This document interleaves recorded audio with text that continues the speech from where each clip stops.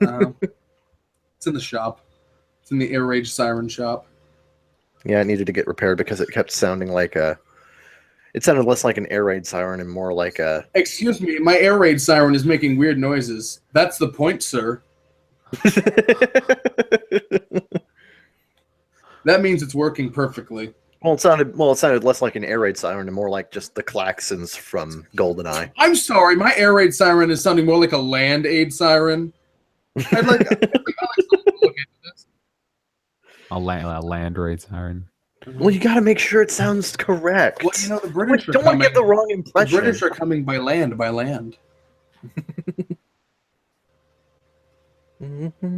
All wrong way, reliever. Did you tweet the thing out or whatever? Yeah, I'm going to. Fucking shut up. Nobody can watch if you don't. I know. Well, I mean, they'd have to look or be subscribed already. Who is that? And are they gay? Okay.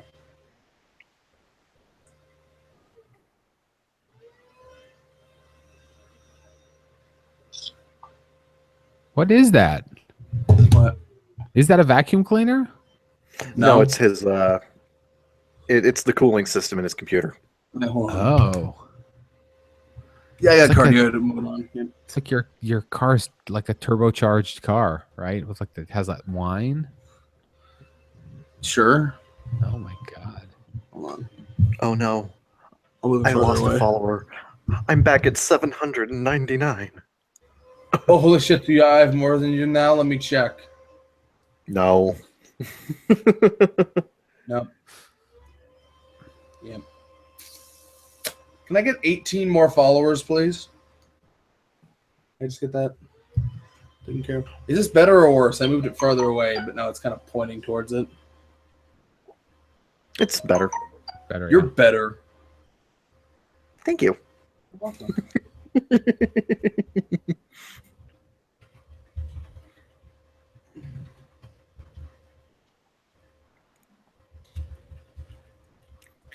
Get your ass in. I need to stop slouching. No, keep slouching until you go full circle and suddenly you have perfect posture again. Amazing. That's how it works. Somehow I doubt that. I can't fucking find the thing that lets me get the thing. Hold on.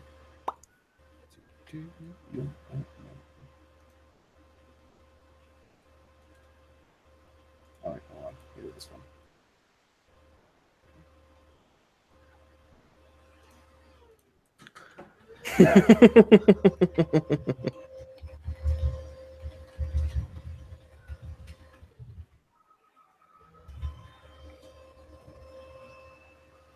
I don't know. I think it would be pretty fun to suck my own dick off. I knew a guy who could do that. Apparently, if I slouch enough, I can do that. I mean, according to George. Wait, what is This he is talking the about now? strangest Discord. This is the channel for interacting with the podcast. Stop. Jeez, George, give me the program. Oh, was there a Discord hack? Do I have to change my Discord password? Oh yeah, should probably do that. We'll do it later. Crap, I gotta. What, Jen? Would you call that self-insert? Some other computer.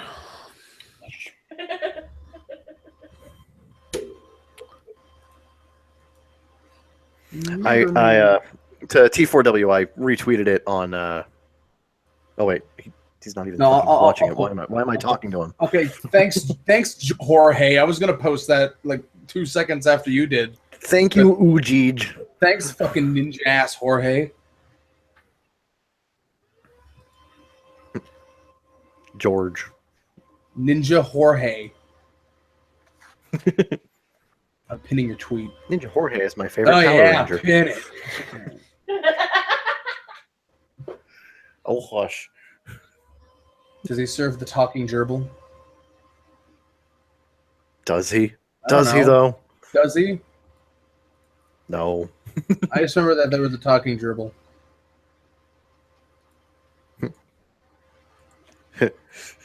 T4W says, I'm watching now. CCK is gay. Thank you. I thought he misspelled cock, and then I'm like, oh, wait, no. C. Terminator K.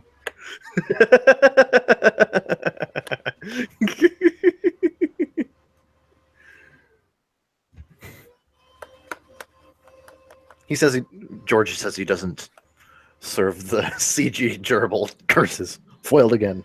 Yes, the celebrity Neontaster. How else are we going to defeat that idiot Lothor? You know, I think by process of elimination, Neon's our most famous guest. When we think about that. Something like that. How many followers do you have on Twitter again, Neon? Like 22,000. Which is... What? It was like 4,000 when I last looked. How did it even get that high? You know, I've been trying to figure that out myself. I actually made like a weird graph. Like I actually did research because I was like, I couldn't figure out what happened because I gained like 12,000 followers in 4 months. Jesus. Look at this. Look at this. You got... Oh, wait, no, never mind. You got so many followers. You could got one follower for every 10 tweets you've tweeted. Well, I mean, if you see, like, I did this graph, I can show you, like, I made like a graph, but it took me like 4 years to just get 1,000 followers. Like, I joined Twitter like way long time ago. Yeah. T4W says a lot of dicks were sucked to get for that amount of followers. There was like just a string of things I tweeted that got like 7,000-8,000 retweets like in 1 week. Yeah. It was just like this like weird wave that I hit. All right. Hold on, I'll show. And apparently you're so famous that you're actually like some sort of controversial figure within the Twitter sphere or something. Didn't you hear? He's the next big Hitler. I wish, but never mind. Because I kind of don't like that. I don't like that there's people that just hate me or whatever. But whatever. Yeah, whatever. Yeah, because like it's just not because like I'm it's weird because the things like I want to do because now that a lot of people follow me, like I want to do stuff, like I want to put out content and stuff, but I don't want to focus on some of the things that got people to follow me in the first place because that's Twitter's just my outlet, but that doesn't mean like I want to make Twitter videos where I'm talking about politics or whatever.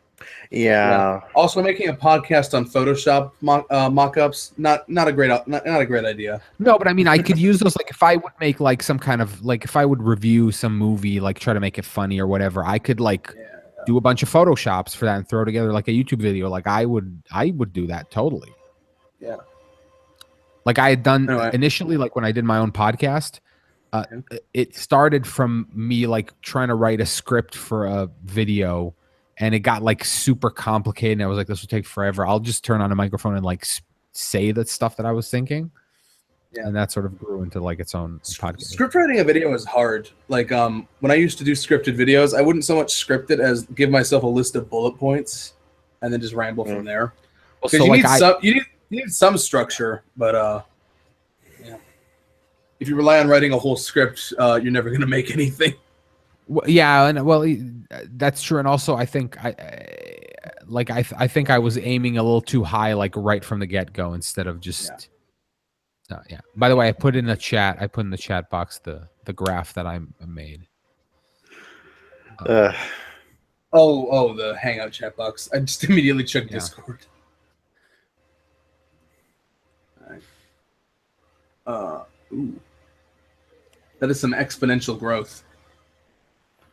Yeah, right. So like somewhere around, if you see like where it goes, it shoots straight up like somewhere in like mid 2016, like around June.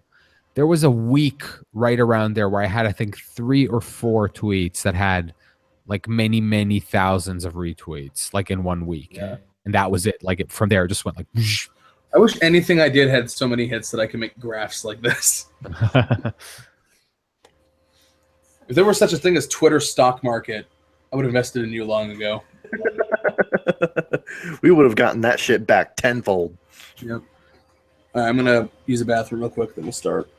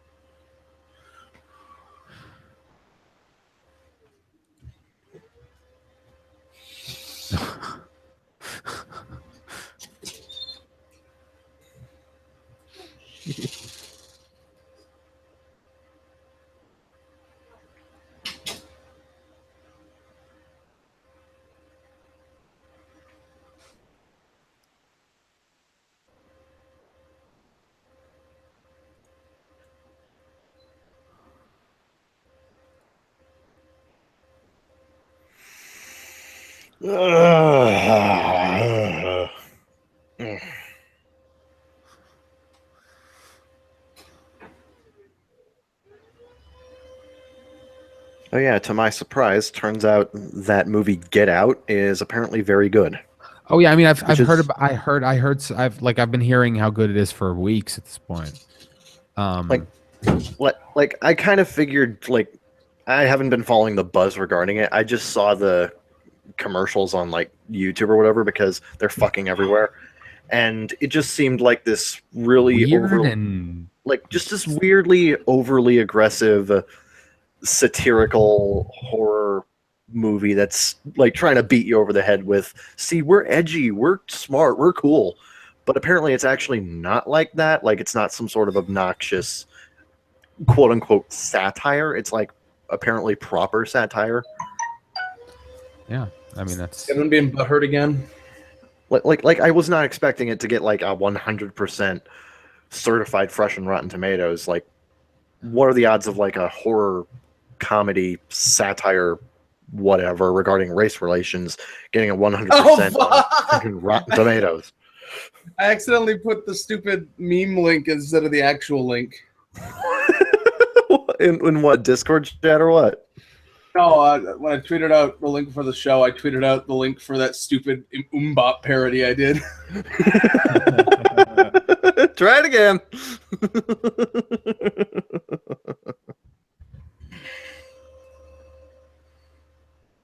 Hold on, I'm deleting that.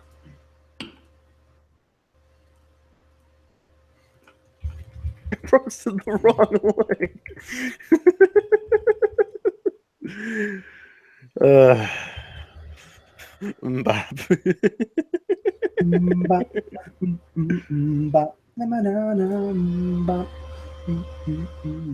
Oh yeah, I think I've seen that video where it's like, didn't you do it with like Carmen Sandiego or whatever? What? I don't fucking know. I saw something where someone mashed together some funny thing with, I don't fucking know. I'm stupid. I know that, but what does that have to do with anything? Oh. Sheep is in the Discord. This is good. There we go. Oh, Meep is sheep? Yeah. Like, I've known this guy for like a ton of years, like since early high school, come to think of it. So me and him are like, well, you know what Bowling for Soup's high school never ends. That's true. It's right. Yeah. I'm sorry. Also, I'm sorry, Fraser. I didn't mean to keep it in your head. Also, apparently she was stripping down on White Snake's car. I don't know what that means, but apparently it's a thing that happened. God. Song lyrics can be a wild trip. You ever hear the Bowling for Soup cover of the Jimmy Neutron theme? I've heard the Bowling for Soup cover of I Ran by A Flock of Seagulls. That wasn't what I asked. No, I have not. All right, everybody here? I believe everybody's here who's going to be here, yeah. I'm here. No, I'm asking. No one asked you. No, I'm here. Okay. Okay, we're going to shoot the shit. Then we're gonna talk about spring season for a bit, and then No, we're shut gonna up. go into a topic. No, shut up.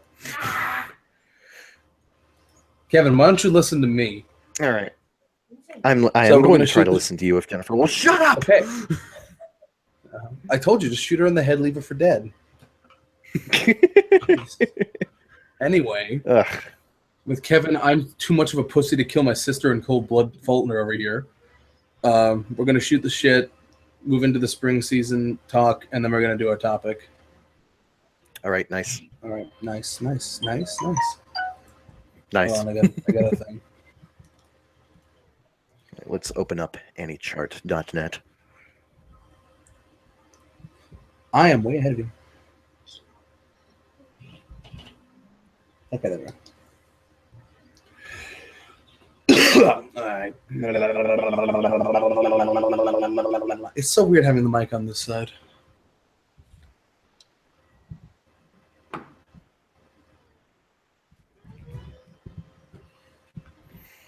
I'm going to try to move it a little bit closer. I think it's too far away. It feels too impersonal. Okay, everybody ready?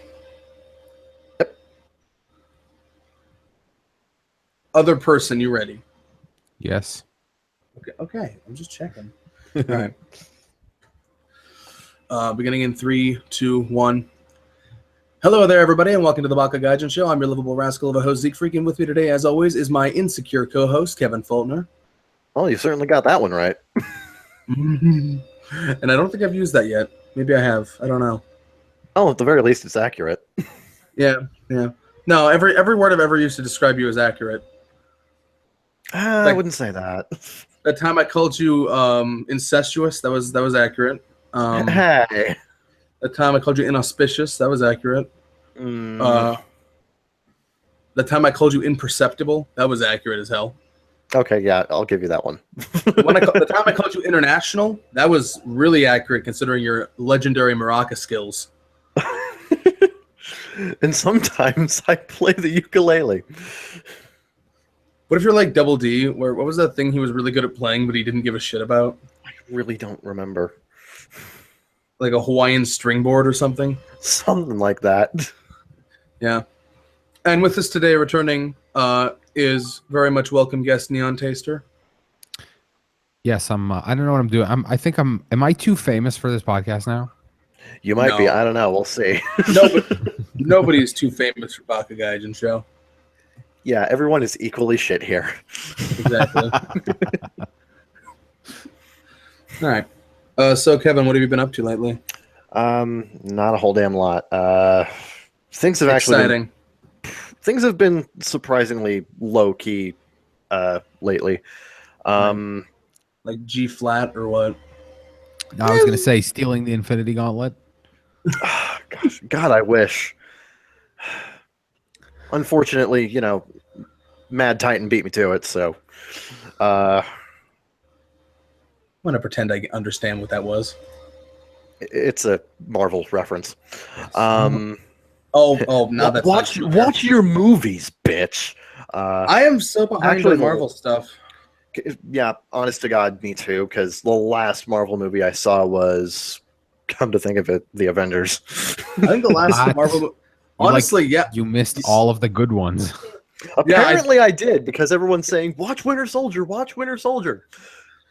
Or First of all, I think everyone was saying that like 2 years ago, but also Guardians of the Galaxy and fucking I came pretty close to watching that this one time, maybe. Civil War and Doctor Strange. I'm actually going to go watch. Well, I know it's not part of the MCU, but it's still technically speaking a Marvel movie. I'm going to be watching Logan on opening night Yes. because As you should. Which I thought was a Logan- very different movie than what I thought it would be. because Logan looks friggin' phenomenal, Yeah, I hear it's really, really good. which is something considering that the first Wolverine movie we got was crap. The second one was okay, but nothing special, and now I think- this one comes along and we're like, oh damn. I think you can't just say you can't skip over the first one like that. I think X-Men Origins Wolverine is one of the worst like big budget movies I think I've ever seen. Yeah. It's not a good movie at all. It's, it's awful. I know a guy whose uncle did those claw effects. Really? I made a he meme must be about those. so ashamed. I made a meme about those, and it's a picture of Hugh Jackman looking in the mirror with the fake CGI claws, and it says, "Train for years and develop your craft as an actor." And then under the bottom text says, "CGI claws look like fake crap." Because he's acting the shit out of the fake claws, but they look so bad, it just doesn't matter. And when he starts scraping them together, they have these like really awful spark effects that look like straight out of an early season of Power Rangers. Like you said, I mean, the fact that not only like did Hugh Jackman survive that like as like the iconic Wolverine? That's disservice to Power Rangers to compare X-Men Origins Wolverine to it.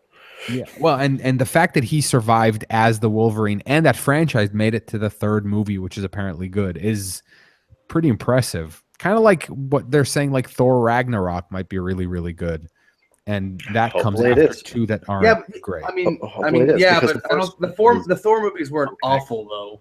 Like they were just. Yeah,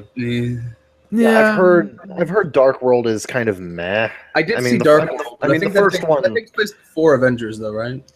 The first one I consider like decent, but ultimately kind of underwhelming. But at the very least, it had good scope. Well, the second one, you know what? The second one, because it does have some cool stuff in it. It's just the whole story is just like, who gives a shit? Yeah. It also, I think, kind of ruined. Here's the thing: it's a He-Man movie that they're making because it kind of felt like Masters of the Universe. Fuck up! They're making another He-Man movie. Oh yeah, Jesus. Kevin, they're making an everything movie. Okay. But that could work. The only problem is that the perfect person to play it is Chris Hemsworth, and he's already Thor, right? So you can't make him He-Man.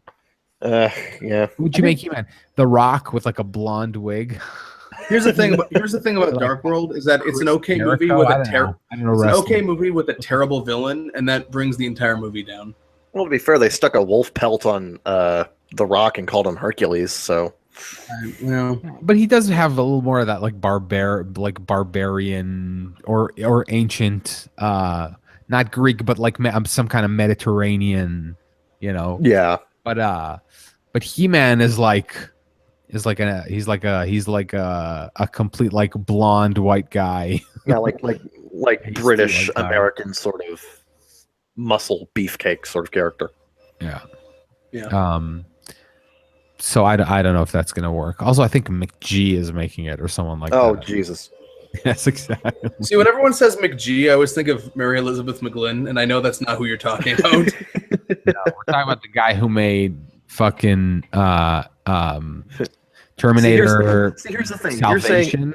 Here's the thing. You're saying, oh, a He-Man movie could actually be done pretty good, and you're listing off all these reasons. It's like, okay. And there's talk that McG is going to be directing. It's going to be shit.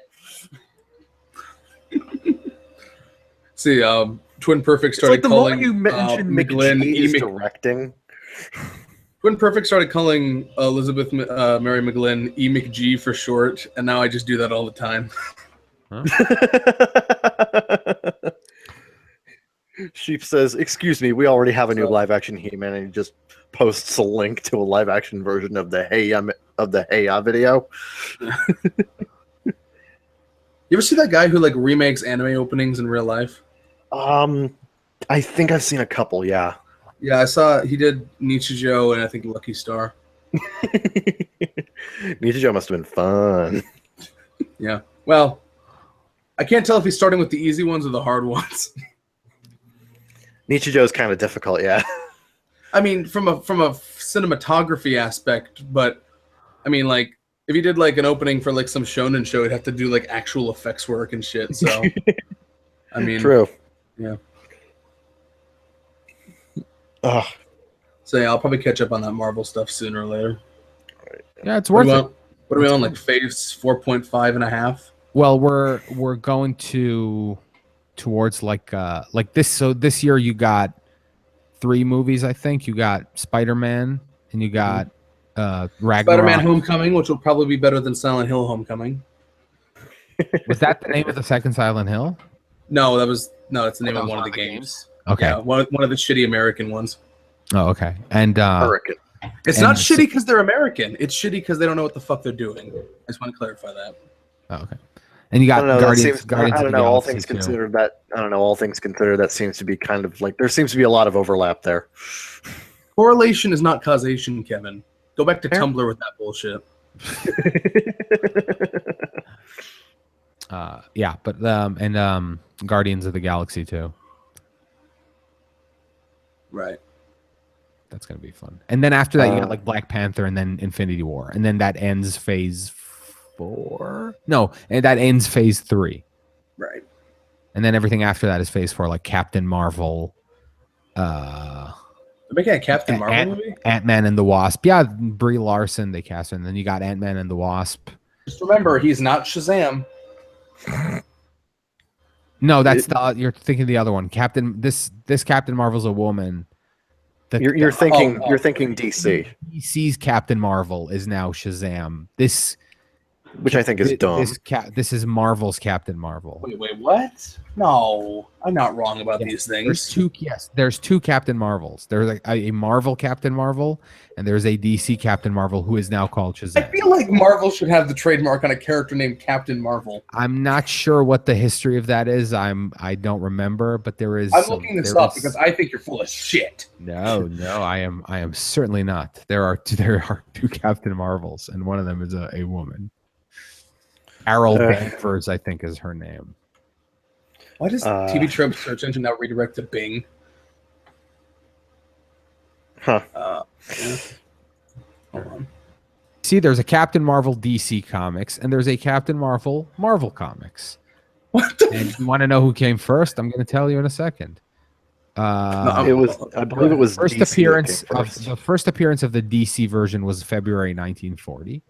The first appearance of the Marvel version was December 1967. So yes, the DC one came way earlier. And yet it's DC that has to rename their Captain Marvel. I don't remember why that is. I think it might have been because Marvel stole the trademark out from under DC. Here's the thing. I would love it if DC's Captain Marvel was like the most incompetent superhero ever made. You would be surprised. just as one big fuck you, you know? But no. Oh, look at Captain Marvel. He thinks he's such a big shot, but nope. I found that flat on his ass. Anyway, we're talking about Marvel's Captain Marvel, not Shazam. That is also being made, by the way. With I think The Rock is in that. He's going to be Black Adam, not Shazam. Okay, so we're gonna have two Captain Marvel movies based on different Captain Marvels. No, because one of them is called believe Shazam. DC eventually just changed his name to Shazam. Yeah, But he's not Shazam. That's the whole thing. No. Well, his name is now Shazam in the New 52. Well, we got to delete that trope then because it is now inaccurate. Sooner, I think it says hold on a second, I'll tell you. Oh no, you're right. In 2011 is when they officially renamed him Shazam. Yeah, 2011 was about the time New 52 was in full swing. Yo, Bill Parker and C2 Beck. What are you guys doing? I'm not kidding. It says created by CC Beck, so I imagine that just says C2 Beck. Cheapoo. But yeah. So are you going to go watch Ghost in the Shell when it comes out? Absolutely not. Kevin's going to stay in his home and shoot himself in the face. Oh, really? See, because I'm really curious. I know it's not going to be good. But I've been telling Kevin this for a year now. But you know what? The curiosity's killing me. First of all, I think it might look really cool. You know what? If I go to that movie and it's sort of Ghost in the Shell-ish and kind of fun and whatever, I won't be angry. Who gives a shit? It doesn't erase Ghost in the Shell, right? No, and I have friends who think Arise is offensive and awful. And so you know what I mean? Who decides what is, what's in the pantheon? There's a difference between anger and just soul crushing disappointment that makes Kevin kill himself. The thing that scared me about the trailer was that it made it seem, unless this is a fake out, made it seem like the plot is that the government is evil and they erased her memory. They did something bad to her, like kill her family or something like that. They erased her memory, and then the laughing man comes along and like opens her eyes to this. If that's the plot, I'm gonna be so fucking pissed because that was never the point of Ghost in the Shell. Like it was sort of a dystopia, but like the government isn't the bad guy in that world. Well, here's the thing, Neon. It's an American film, so if you have a dystopia, the government has to be the bad guy. Well, but Japan does that. It's not that doesn't. That's not a non-existent concept in anime and manga. No, I'm aware of that. I'm just saying that like you're expecting a level of nuance from a Hollywood production. Well, I mean, it doesn't have to be nuanced. Like it just because like look at like Blade Runner. You know what I mean? Like it's not the government. There isn't the bad because Ghost in the Shell is a dystopia. Yeah. It isn't like a weirdly fascist, like a sort of a kind of a techno-fascist bureaucracy and whatever. But it's just not, the point isn't that the government is the bad guy. The point is that there's other people who are bad. But there's also like weird like backroom dealings, and that happens in lots of stuff. Yeah. It doesn't have to be like the whole Bourne thing. That's become like such an overused trope, like the amnesiac assassin. Do you know how far back that fucking thing goes? Have you ever seen that movie The Long Kiss Goodnight with Gina Davis? That's from like the mid 90s, and that has the exact same premise. It's about some woman who discovers that she's a government assassin who has amnesia. Well, here's the thing, is that what I'm saying is that from these Hollywood producers' point of view, they have this property that they're unsure about that's based on some weird fucking Jap thing that nobody knows about, apparently. And so they're like, well, we got to simplify this as much as possible so that we can sell it. And that this is what they came up with. And that's what I'm saying. So again, if it doesn't have a ton of like philosophy and whatever, but it's like visually striking and awesome, right. I mean, I'm sure I'll like enjoy it. I think if it's a sucker punch, I might like it. Hold up. I think another issue that I have with the Ghost in the Shell movie, just based on the trailer, is there seems to be a bit too much of a shift in focus, because in regards to Ghost in the Shell, Kusanagi, despite being quote-unquote the protagonist, has never really been the primary focus of the story. She's always been sort of this character that the viewer experiences certain events through. Not necessarily that we're supposed to be focusing on her and her dilemmas and what she's going through or whatever, though that does play a part in elements of the story, most notably Laughing Man. Right. But ultimately, the main focus of Ghost in the Shell should be how rapidly advancing technology affects the crime world, and how that can actually affect people on a much deeper psychological level.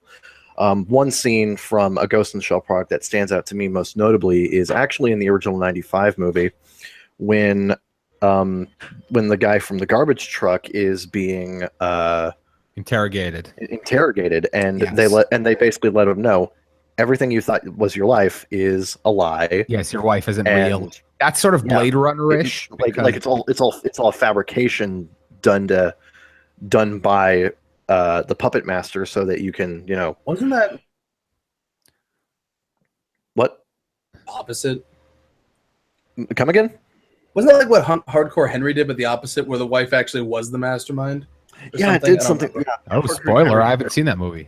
I haven't seen it either. I just saw the trailer. No, it doesn't matter. But you know what? You're absolutely right. And you know what? Maybe the trailer is pulling a double fake. Like maybe it is pulling a puppet master where it installed in the Major's mind the false notion that the government is like out to get her or something like that. Like if what that's if the entire trailer is a lie and it's actually going to be a Breadwinners movie.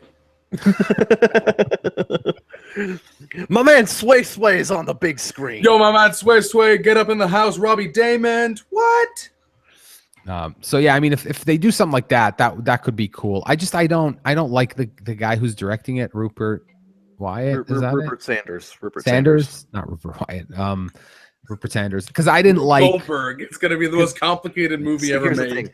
Here's the thing. You have an issue with the director. I have an issue with the writer, Aaron Kruger. What did he do? He did Age of Extinction.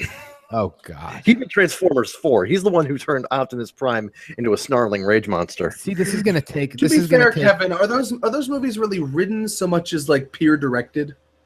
I guess. I don't know. I don't think you can blame any one person for Transformers 4. I really don't think you can. I don't know. Optimus Prime didn't start really having like I don't know. Transformers didn't really start having issues Holy shit, with. there's a Optimus Bernie Prime's Sanders remote? characterization. Is there? Well, that's what they just posted. Well, tan my On the ass. Discord. What the hell? That's cool. Yeah. Locke makes a good point. It's like they transferred all of the snarling rage from the Dinobots into Optimus Prime and just made the Dinobots just kind of there. Yeah, sure. No, but I think, I think it'll take some more time until they realize that like something like a Ghost in the Shell and maybe an Akira or whatever it is that they choose to make next, you actually need, your top shelf talent to tackle something like that. You can't just throw it at someone. And that took forever for like comic book movies to figure out. Like they're only now. Yeah, I will give Ghost in the Shell this. Like you've said it already, but at the very least, it does have the visual aesthetics down. Yeah, I can look at it and say that it looks like Ghost in the Shell. Yeah, and that geisha thing, that's from the first episode of Standalone Complex, the Robo Geisha scene where they kind of those geisha things kind of open up into like a weird kind of spidery thing, and they capture the diplomat. And so it was kind of cool to see both that and the scene where she fights the fucking tank, which is from the original movie. So it's definitely like. It's like taking visuals from both. Also, she fights that guy when she's cloaked. Yeah. At the very least, they've done their homework on the series. Yeah. So like I said, you can tell that you can tell that they've done their homework. Yeah. But the problem is, I don't think they necessarily understand the core of Ghost in the Shell. Yeah. Unlike the Dragon Ball Evolution guys who did not do their homework. I saw the trailer for that movie Valerian, the Luc Besson movie. Like that to me seems more like something that would be like out there but awesome than Ghost in the Shell. Anyway, isn't this podcast about anime? I mean, occasionally. That's what fucking. I don't know. I think Kevin might be the only one who's actually watching anime right now. No, I mean, I'm just so super behind. I'm kind of sort of watching anime. I'm not really watching a whole lot. Really, the only thing I'm doing is the only ones I'm watching right now are Maid Dragon, Demi-chan, and Dragon Ball Super. See, that's not because I watched one Maid Dragon. Actually, somebody recommended that I try to watch it with no subtitles because I'm studying Japanese, and I actually did fairly well. I thought like there's only like maybe one sort of chunk of dialogue where I was like, I'm totally lost on what's going on here right now. Yeah. Well, to be fair though, who's grading your homework in this scenario though? What do you mean? Oh, did you just check the subs afterwards? No, but I can understand. Like I know what's going on. All right. Well, at the very least, you got that going on for you. Yeah, sure. I mean, I got like the whole like for instance, there was one gag that I totally understood, even though because there's one. She asked her about her like washing her clothes or something, and then she says it's not her clothes. It just looks like her clothes. It's like her scales or whatever. Yeah. So like I was able to like pick up from listening to it. But yeah, so I only watched that one. It was kind of cute, I guess, but not whatever. I watched one episode of Grand Blue Fantasy the other day. Right. Yeah. That's kind of neat, I guess. Yeah. With Maid Dragon, it's mostly just your, I don't know, it feels kind of like a twist on your regular slice of life series, which is fine and everything, and it's a good approach to it. But from a narrative and character standpoint, I actually prefer Demi-chan this season. I actually explained this on one of the more recent episodes of Otaku Midnight. But the reason why I like Demi-chan is because Interviews with Monster Girls, that's what it is on Crunchyroll. Right. The reason why I like Demi-chan so much is because it focuses very heavily on how these mythological beings, a vampire, a Dullahan, a Yukiona... Dullahan, thank you. Whatever, a Fucking Yukiona... Anime loves a good Dullahan, right? I know. Oh, What's yeah. what's the anime and Doolahans? It's got to be like the third one, I think. I know. Yeah, we got those three. We got a succubus, and we got a we just have like a big handful of mythological beings as what the succubus is actually a teacher, and the That's never been others. done before. Yeah, but the thing is, what's interesting is that she's deliberately trying to be as chaste as possible because she's like that's never been done before. because she's like incredibly self-conscious. But here's the thing, it really goes into how these different characters adapt to regular life, being these sort of mythological There's never beings. been a series And about monster Zeke, girls will you adapting quit it? There has never been a series about monster girls adapting to everyday life before. Nope, never. Yes, but this one isn't. But this one is not a parade of fan service. Oh, okay then. That makes it all okay. Not according to some people I've seen. I mean, but, you know what? If the execution is good, I don't think is the very good. concept has to be super original. Exactly. I'm not saying that it's a. I know. completely- I'm just fucking giving them shit. Jeez. Yeah, I'm not necessarily saying it's a completely original concept because I know it's fucking not. But I'm saying it has an interesting execution, and the focus is entirely on how these characters adapt to regular day situations. There's actually an entire episode based around the Yuki Onna that I find very fascinating, because she's got this sort of complex about her. I'm not going to spoil anything, but the way that the episode goes about Everything that I dealing with her touch own. turns to ice in my clutch. No, not like that. Not like that. But she's Okay. kind of like got this like complex. I really do suggest checking out Demi-chan. It's a really fun series. I enjoy it. Would you suggest that she has a standalone complex? Oh, hey, heyo. But so yeah, I don't know. Like I haven't gotten around to watching a lot. But I really I'm going to have to, because I think spring is going to be super stacked. There's so much stuff coming in spring that I'm excited about. Let's talk about that. I know that was, I was trying to make like a clever segue. But then you had to yeah, Most spring season. most clever segues don't involve blatantly announcing what you're going to talk about. By the way, guys, that's the genius of me. I'm meta. Have you heard of Loot Box? Fourth Loot wall Crate? breaking. Have you heard of Loot Crate? have you heard of Box? Crunchyroll anime crates? Yes. Did you hear you can get Crunchyroll Premium for just $6.95 a month? This $6.95 a month. by I could almost buy food for that. This podcast is brought to you by Chest of Garbage. This To be fair, podcast is Get a chest of no. garbage You got to do it right, Neon. This podcast is brought to you by Squarespace, NatureBox, Loot Crate, Hulu Plus, and Crunchyroll.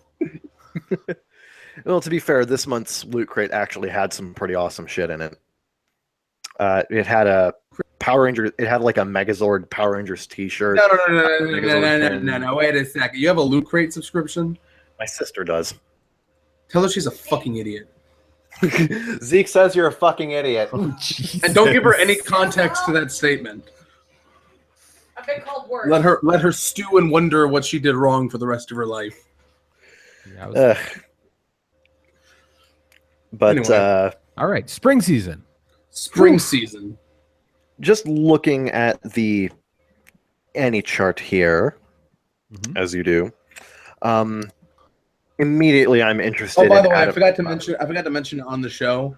But you can join us in our Discord server chat with the link I provided in the tweet I used to promote this episode. So go check that out. I need to put Discord on. I don't have Discord on this computer. It's on. I have it on my laptop. Anyway, All right. almost immediately, I am interested in Adam the Beginning because I'm always interested in anything regarding Tezuka. And I think I saw some concept art from that, and it looked kind of cool. Oh, there was some kind of teaser, I think. I'm gonna have to look that up, but Okay, yeah, Adam the Beginning looks interesting. Okay, to be fair though, did Astro Boy really need a prequel? I don't know. I think you could do quite a bit of interesting. It's not necessarily that you quote unquote need a prequel. The focus is whether or not you can tell an interesting story with it. Yeah, I agree. I agree. Like, for instance, we don't necessarily need Rogue One, but it's nice to know what actually happened. You know, you can even keep it closer to the world. Like, did Ga Rei really need a prequel anime? I don't know, but apparently it's better than the fucking manga. Hey, Like, I don't know, because I love that anime. I haven't seen Ga Rei, but I've heard from people who read the Yes, manga. Locke. Naruto needs a sequel because of money. Anyway, Berserk 2. oh, Berserk harder. Berserk 2, Electric Boogaloo. Berserk 2. How did we fund this when no one watched the first one? I mean, it's sad because I was watching the first one thinking like, this looks so awful, but it's like the story's so good. Like, even when it's bad, even when the style is so bad and kind of jarring, the story is you know you look like garbage when fucking Ranya looks better than you. But like, it's weird because I was like, it's because usually when something looks so bad, it's also bad. Like, it's also boring and whatever. Right. And this wasn't. This was like super compelling and scary and intense, but it just looked like crap. Yep. That's sad. But yeah, it just goes to show you like how good that story is. The duality of man. Yeah, and I mean, you know what? It almost looked like a really, really good like storyboarded maquettes of what it would then look like when somebody hand drew it, you know? Yeah. Okay. This is what Berserk would look like if it looked like shit. Yeah, well, I mean, it's a shame. We're never gonna get the perfect Berserk adaptation. Nope. Well, you're never gonna finish Berserk is the first thing. Well, sure. I'm sorry that I just gave you clinical depression. I'm probably gonna check out Eramaga Sensei because I'm problematic. Oh wait, where is Eramaga Sensei? Wait, where did you? It's that one that's in all lowercase for some reason. He's skipping around like a motherfucker. Yeah, because like, what about My Hero Academia 2? Yeah, I'll watch it. I have not finished My Hero Academia 1. Oh, are you kidding me? Well, Kevin, you can probably watch it on Hulu. I think maybe it has like the top 10 anime fights meme. Yeah. This literally has like a top 10 anime fight. Because you can't even say that anymore, but like this really like legitimately has like I legitimately like cheered at the end of this fight. Ooh. Yeah. Like that's how exciting it was. And the show's so like it's kind of cliche to say, but it really is kind of positive in a really sort of good, kind of empowering way. Yeah. This is literally the world could always use more heroes of the show.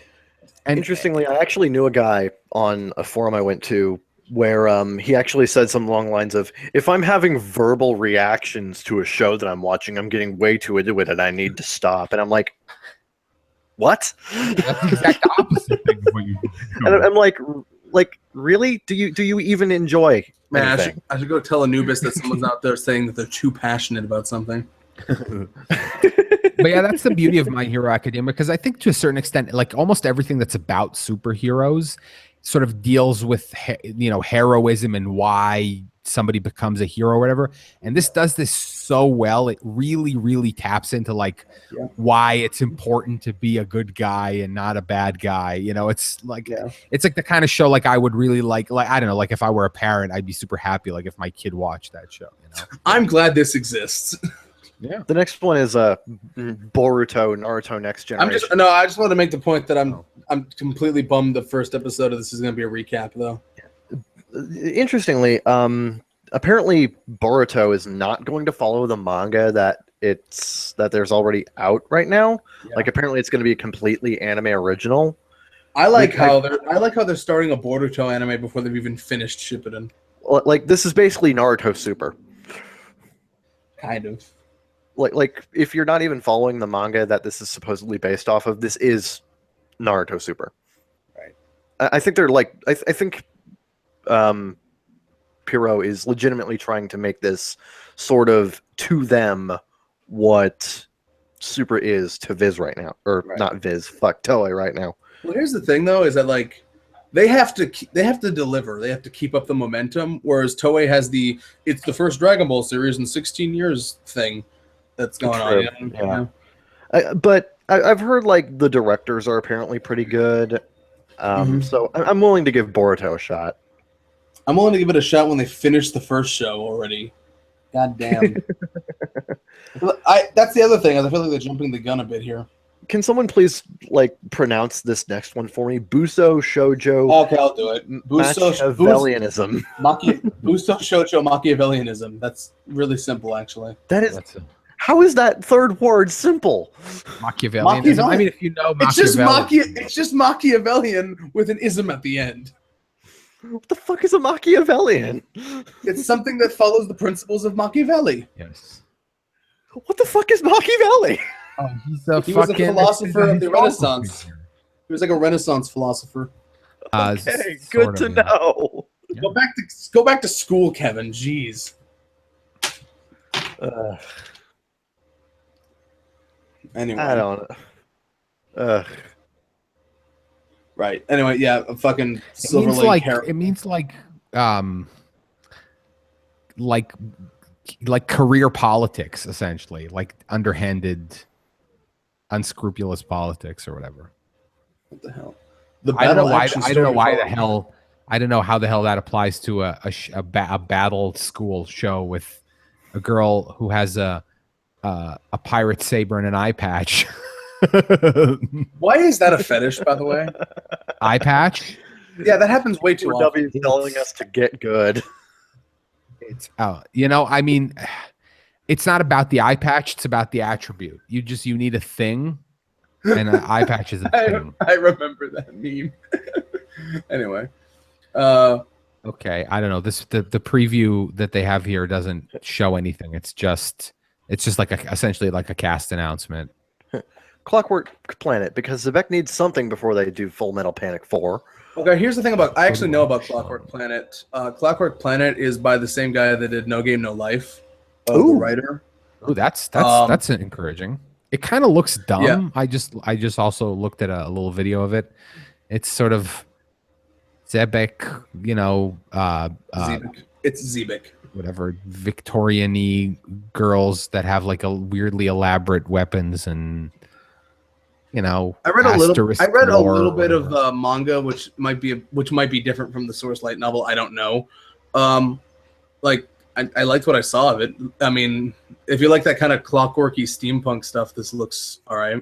Yeah, I guess so. One thing I really like is the main character's design, which is like so out there for light novel protagonist designs. He's that guy with the blue hair there. Oh, and he looks like a Vocaloid. Yeah, he looks like a Vocaloid. Yes. Oh my god, my boy Kaito's getting his own anime. Speaking of side characters that get their own anime, Danmachi, Eyes Wallenstein, as they call it, Danmachi with no Hestia. Why are you even watching this? I know, right? Everybody's there for that boob string. Why is this a thing? You know what? I got to give it to that show, because when it came out, I was like, fucking boob string. Ugh.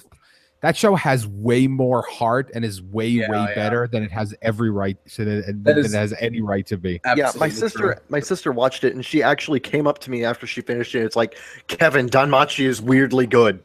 I know. I mean, I was like, I remember like around episode 10, I was like, this is good. Well, here's the thing is that like, it's by a guy who didn't want to call it that. Like, he had a much more normal title for it before he was forced to change it. So like, that was my first sign that someone gives a shit about what they're doing, Sure. Well, and also I think there's the beauty of just calling it Danmachi is that you're also isolating yourself from the ridiculous title. Yeah. The author originally wanted to title it Familia Myth, but then the publisher was like, that's not how you sell a light novel. Yes. But now the put a ribbon around her boobs. But the animator decided the dumbest to put goddess Familia ever. Myth. But the animator decided to put Familia Myth right underneath the title, so yeah, I guess he got it anyway. Yeah. So I don't know what this. I mean, I'm not saying Eyes Wallenstein is a bad character or whatever, but yeah. I mean, you know what? I'll say this: if it's as good as Danmachi, I'll certainly enjoy it. Yeah, I'll give it a chance. I guess maybe perhaps. This next one is Era Manga Sensei. It's from the creator of Oreimo. Oh, joy. Oh, okay. More internet discourse. Yeah. I mean, I look at that and I see two things. I got two words: meme fodder. The new sibling romantic comedy revolves around. That's my new favorite genre, meme fodder. Meme fodder, yes. It's meme or you mine it for memes. Yeah.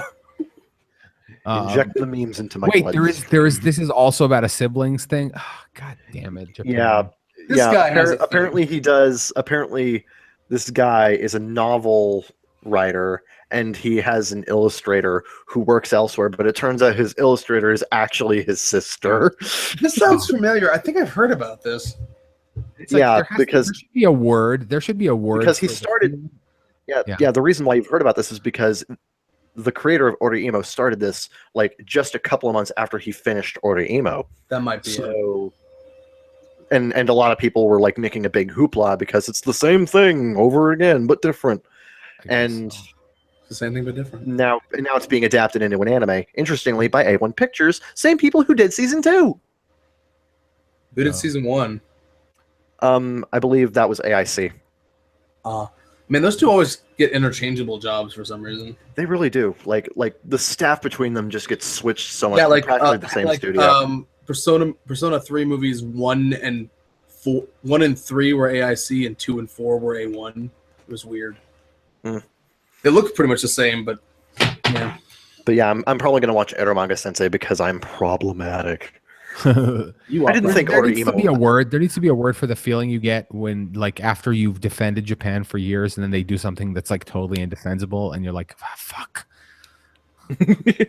I wouldn't classify this as think, I wouldn't classify this as inherently indefensible. Well, I mean, they I hang you didn't out to think- dry. It's just like, ah, why are you doing this? like I didn't think Order Emo was shit like a lot of people did. Like, admittedly, I didn't like the ending very much, and I have a lot of issues with it. But we'll get into that when we do the Order Emo Discourse podcast on Neon, Otaku the Tonight, fucking but- rape of Nei Ping was inherently indefensible. Okay, this isn't. Okay, yeah. Okay, next up is something that looks like Schwarz's Marken, but with toast. What? And that's all you need to know about it. Exactly. Frame arms girl. Oh, frame arms girl. What the? Oh, Who comes up with these? fag for short.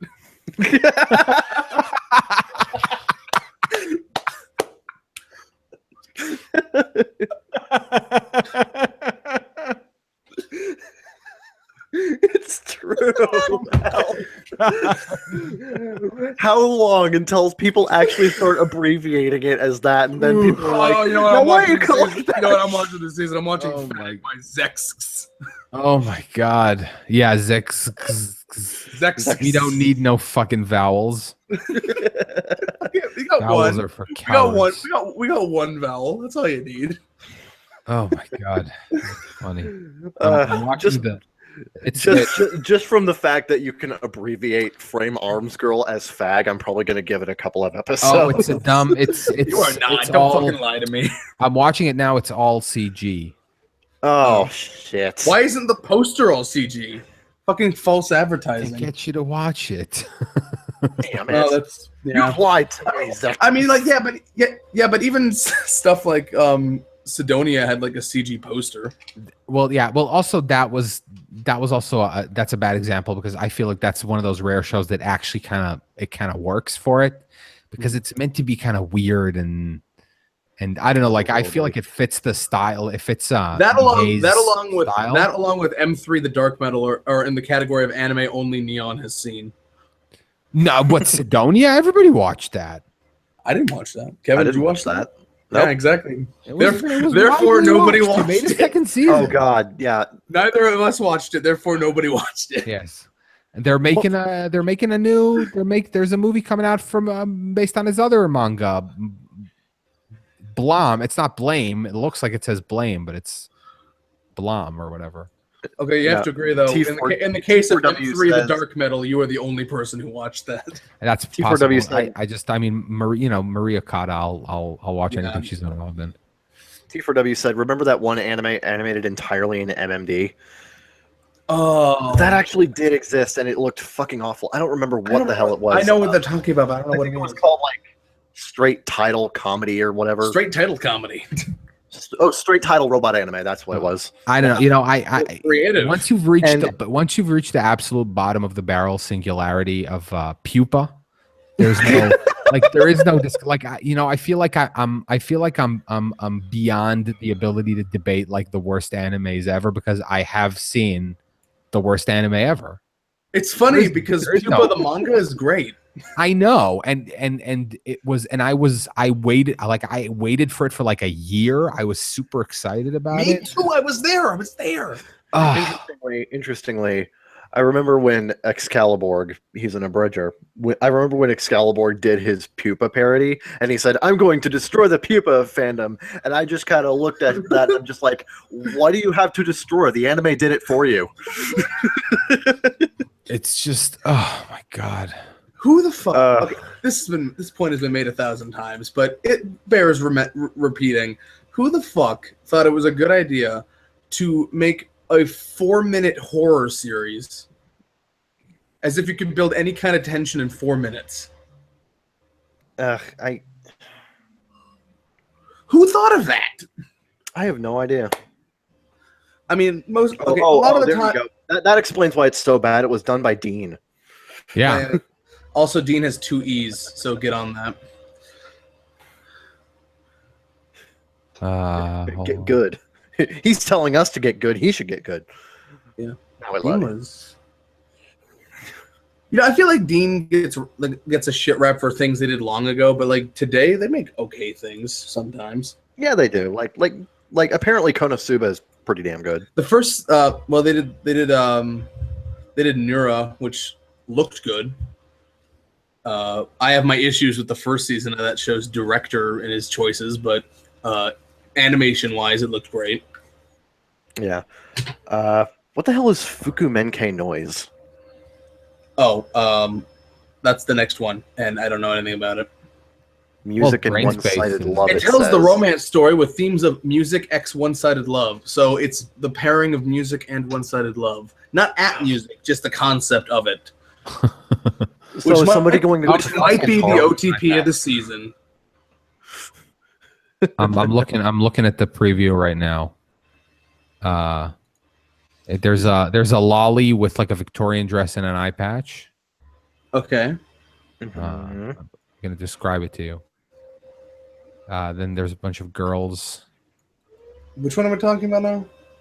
The Fukumenkei noise. Oh, I just see like a girl with a guitar. Some kind of band. I think it's just some kind of.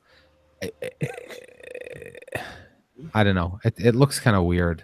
Is she wearing like a medical mask, or does she just have like a really creepy smile? No, I think it is a medical mask.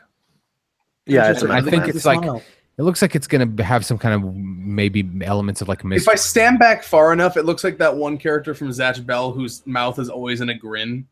You know the one? Like maybe the main character is like some sort of super ill girl or something. Oh yeah, something like that. Like she's just perpetually sick. How can I be lead vocalist if I cover my mouth all the time? Ooh, see, there you go. You got your first arc right there. There we go. Okay, so and then fucking Fukumenkei noise. Hire me. So Grand Blue season 2. I've only seen 2 episodes so far of Grand Blue. All I know about Grand Blue Fantasy is that it floods our Zetai Ryuki more than Fate Grand Order does, and that's impressive. Oh, okay. Are you talking about fan art or like official art? Yeah, like fan art. Oh, okay. Let's see. Future card, buddy fight. Nobody cares. Hinako Note. I don't know. I cut out. What'd you say? Hinako Note by Passione. No, he said something else before that. Oh, that nobody cares about Future Card Buddy Fight? Oh, yeah, nobody does care about Future Card Buddy Fight. But again, Zebek needs something before they do Full Metal Panic 4. Or as we like to call it here in the biz, 4 Metal Panic. Hey! 4 Metal, 4 Panic. Fifth Rear. God, the fall season can't come here soon enough for me. Seriously. Anyway, Hinako Note looks fine. Looks fine. Hinako Note looks like the the Is that a obligatory cute girls doing is cute that things. is that a anime for the Kirara season, time so- one? Is this a Kirara time thing? No, it might be. I'm gonna look it up. It certainly has Also, that it's look. it's by Studio Passion, and Passion whatever. The guys behind Rail Wars and Hiroka. Oh No. dear goodness. No. Okay, Rail Wars whatever, but Hiroka no Yusho was pretty good. Oh, I didn't watch Hinako that. no is I did. serialized in some magazine called Comic Kyun. I mean, that sounds like a second rate Kirara, Yeah. It really does. And it's not even spelled right. It's C-U-N-E, Kyun. Really? Wow, they can't even Yeah. spell their own words. They can't even spell their own onomatopoeia properly. Yeah, their own sound effects. Yes. And you're fucked up when you can't spell a sound effect.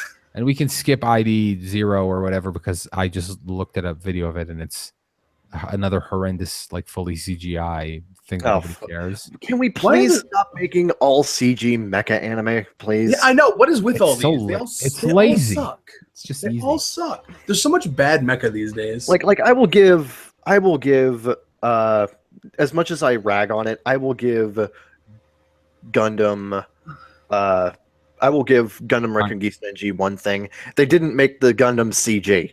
It was beautiful. That's it's kind of tragic because the It's story beautiful, was so but weird and incomprehensible. And it was so good to look at. Ah, fuck. all these Well, bad to mecha. be fair- Thunderbolt. That's why I love Thunderbolt because Thunderbolt was really bleak and cool, and also just gorgeous. Yeah, and it helped. The animation with G-Reco also helped because Tomino ended up getting like a bunch of like the best old guys in the industry to work on that show. Yeah, I guess that's All the these- price you pay for his. All these shitty mecha comprehensive- shows are making Eureka 7AO look like a masterpiece in comparison. When you're being compared unfavorably to Eureka 7 AO, you need to stop. I know. Well, I mean, and they and that that show on that level, that show was pretty good. It had some nice mech designs and some nice. It looked fine. animation. Yeah. Pre-para, that's just pre-para.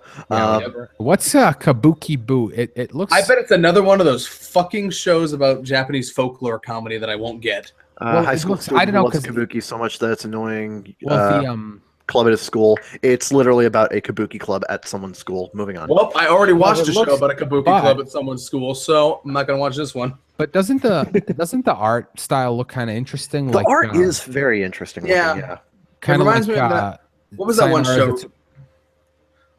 Yeah, kind of like that. Sayonara Zetsubo Sensei, or Okay, a show hold that on. we're hold gonna on, get hold to on, in a hold on, second. Hold on. Who is Loki Love, and why do they have Wolf Job as an avatar? Wait, hold on. Oh, where? Oh no, Someone's you in guys our are the chat with a Discord. Wolf Job avatar. That's exactly what we needed, Kevin. More Wolf Job.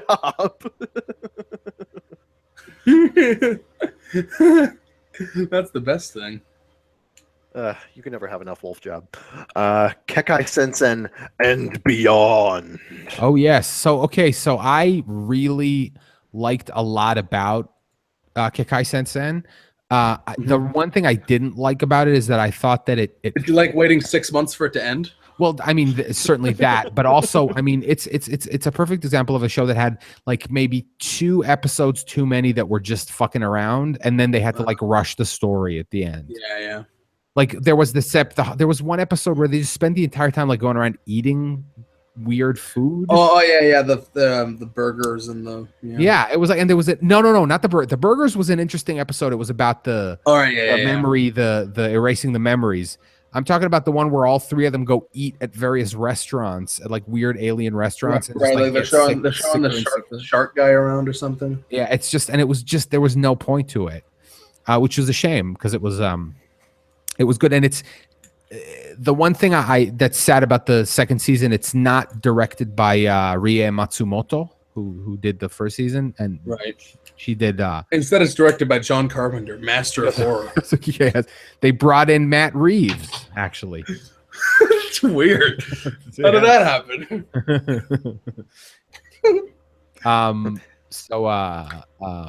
Who is doing it? Oh, I can't remember right now. I can look, but not Ria Matsumoto. That describes most people. Yeah, Shigehito Takayanagi. And I don't he know. has done. I'll look it up. Let's see. Oh, he was. I Doing, never even- he I did never- Tokyo ESP. I didn't like that, but whatever. Really, I thought it was all right. I dropped it. It wasn't brilliant, but it was fine. He worked on Shikabane Hime, a show that I love. He did Kanamemo. VZ will love that. Some Trigun, some Shin Megami Tensei. Oh, he did Devil Children. Whatever. He did some stuff. He was an assistant director on Trigun. Yeah. Kyokai no Rine 3. Oh boy, it's Zeke's favorite anime. Wait, what? Where? Kyokai no Rene, season 3. Yeah, I haven't finished season 2. I'm like on episode 8 of it, and I'll catch up eventually. Like, I don't know. not- Here's the thing. I don't know anybody. There's nobody else I know who watches Kyokai no Rene other than you. I know. I feel like I am single-handedly somehow funding the show, even though I haven't even. We need to keep watching. Go. It's like Dude, how dude, there's this one guy in America that's watching this show. We need to pour money into this. well, it's like how they're making another Kagepuro anime, and it's all because of me, because I was the only one who watched that fucking anime and If liked there's ever it. another season of M3 The Dark Metal, we'll know who to thank. No, but you see, M4 The Darker Metal. because M3 the Dark Metal, I did not like. I didn't love it, but I did love fucking MCA. I really liked it. Yeah. More than fucking stupid Monogats. Yeah, I said it. Yeah. Don't at me on Twitter. Yeah. So yeah, I like Kyoko no Rene. I'm just not always in the mood for it. It's a very dry comedy. You know what I mean? Like it's a very It's very different from a lot of Takahashi's other comedy works. It's like a very dry, almost anti-comedy in a way, and I have to be in the right mood for that. So yeah, I will watch it, just probably not as it's airing. Okay, so this next one is called Love Kome. We Love Rice. Oh yes. Oh, it's a heartwarming comedy. Oh, Clever. These guys deserve all my clicks. Um, ow. Oh, it's Source like, ANN, it's like help. it's like Yuri on Rice.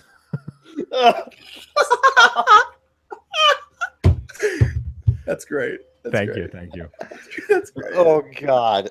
Because I Oh. mean, it really is. It's like 5 cute rice merchants or whatever. Oh my God! Fuck the Oscars. Give this man an award. Neon, if we were in the same room right now, I would punch your arm. Oh my God! Well, you don't like Yuri on Rice? You heard it here first, folks. Mark the date. Coin that shit.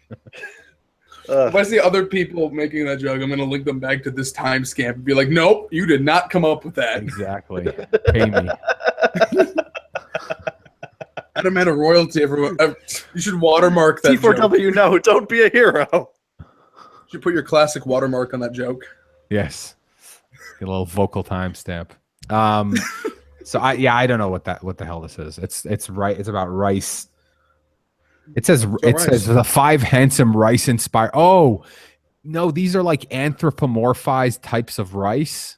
Oh, Like long what? grain. Long I like how grain at chan. first I was just like, oh, I understand. Wait, no, I don't. It's like, you know, each one of them is like a representation of a different kind of rice, I guess. Right. I think that sounds like something else, but I don't remember what it was. Hold on, let me see. What I mean, I'm not gonna do better than Yuri on Rice. I don't know why I'm mining for more jokes. Maybe I reached the mountaintop there. Yeah, man. Like, quit while you're ahead. It just says rice. 5 new rice-inspired students attempt to supplant bread as the popular grain at the school. Why? I wish I could be described as rice-inspired. What the fuck? Oh God! I mean, I like mac and cheese, but nobody calls me mac and cheese inspired. Oh my God! Okay, From the creators of Rice, come boys. Introduce me next episode as, and now to my co-host, the ramen-inspired Kevin Faulkner. Rice inspired. Oh God, we peaked early. Anyway, we have the motherfucking 6th season of Natsume's Book of Friends. Oh, I know a friend of mine who'll love that. I know. Okay, here's the thing, Kevin. This is like Renee for me, where I don't know anyone who watches this, but it just keeps getting more seasons. Yeah, like I know a grand total of one person who watches it, and this is Fujoshi, I think. Like Probably. I know, like everybody I know who Angel, watches it. why is a are you girl. funding this? I know a bunch of girls who watch it. It's by Studio Shuka, the new Durada guys. Shuka. Shuka, the former wherever it was that they left from Brainspace, former Brainspace. Thank you. Yep. Next. Oshitsu Kyoshi Hane. Yeah. Kyoshi is too many English names. I don't give a fuck. Here's the thing. Oh wow. it's like a teacher or whatever. I feel like if I have this weird thing where I've seen so many harem comedies that whenever I see like an overly old style English name in an anime, I'm just like, yeah, no. Yeah, and I'm looking at it now, and it's like a Victorian. It's like an ornate Rococo, like big dressing room with like a Napoleonic couch, and like everything's gilt. And it's like, Hey. Look, I mean, yeah. Okay. Anyway, Pooty. can I just finally watch Black Butler and then never watch another one of these again? I mean, Yeah. I guess they have their audience or not. I don't know. I'm not sure. I don't know. Maybe they're all colossal failures. Why do they make them? Are they suicidal? I'll do the next one. I gotta step away for like 30 seconds. So you keep talking. All right. The next Puri one is- Chichan. Yeah, this one just basically looks like your typical shoujo kids Whatever the fuck. TV anime with cute things that are practically made to sell toys. So I'll go with the girl's name's Yuka. Like, I guess that's kind of a unisex name, but whatever. who encounters a being from the depths of the earth named Chi-chan, a pun of Chitajin, the Japanese word for underground dweller. They have a Yes. particular name for those. Well, no, because Chite is underground and Jin is just person. So So It's- literally underground person. yeah, Wow. no, Kid, you are Jorge. so- I am not spaghetti inspired. Just because I had an award-winning indie film, I ate spaghetti, does not mean that I am spaghetti inspired. And an alien named Uchan, a pun of Uchujin or alien. That would mean alien person. Space person. You missed Neon. You missed the part where I had to explain how Japanese works to Kevin. Oh my god. No, I heard it. I heard it. I was Okay, impressed. so yeah, Pooty Chi-chan, recreators. As opposed to those damn creators, we gotta fucking come in there and redo their job because they fucked up. Fucking anything tell me with about it. three- They fuck everything up. Everything with 3 and a colon now is like it's like that's you know how here when like a movie's like successful then they make like Yeah. copies of it. So like ReZero was popular, so now we're gonna have like a bunch of shows that have Re in the title. I just want Like them how I want them to put more re's like they're forwarding an email. FW colon. That's what I was going to no, because there was Hamatora and then Hamatora, and I said if they have a third season, it's going to be forward Hamatora. I want more anime to have semicolons in the middle You so know that what? ANN can say that they're inspired by the semicolon series. Exactly. You know what? I miss Hamatora. I do sometimes. It was good. It was good. I like Tomatora. Yeah, it was good. Recreators. I'm looking at recreators now. And, you know, it's another one of those like we all have superpowers or whatever. Okay, this is either okay or whatever. Like, I can't gain anything from this description. What's Troika? What did they do? They did things. Hold on. I know them. I don't know. A studio does things? Shocker. Shut up, Kevin. You fucking idiot. You can't tell me what I didn't know. Ooh, the mechs in this look pretty good. Oh yeah, they they helped with El Noah Zero. Oh, they right. probably That's did where I the remember shit them from. parts. That's where I remember them from. Oh, look, one of Yeah. them's a magical girl. Oh, this looks kind of cool. There's like big. It's like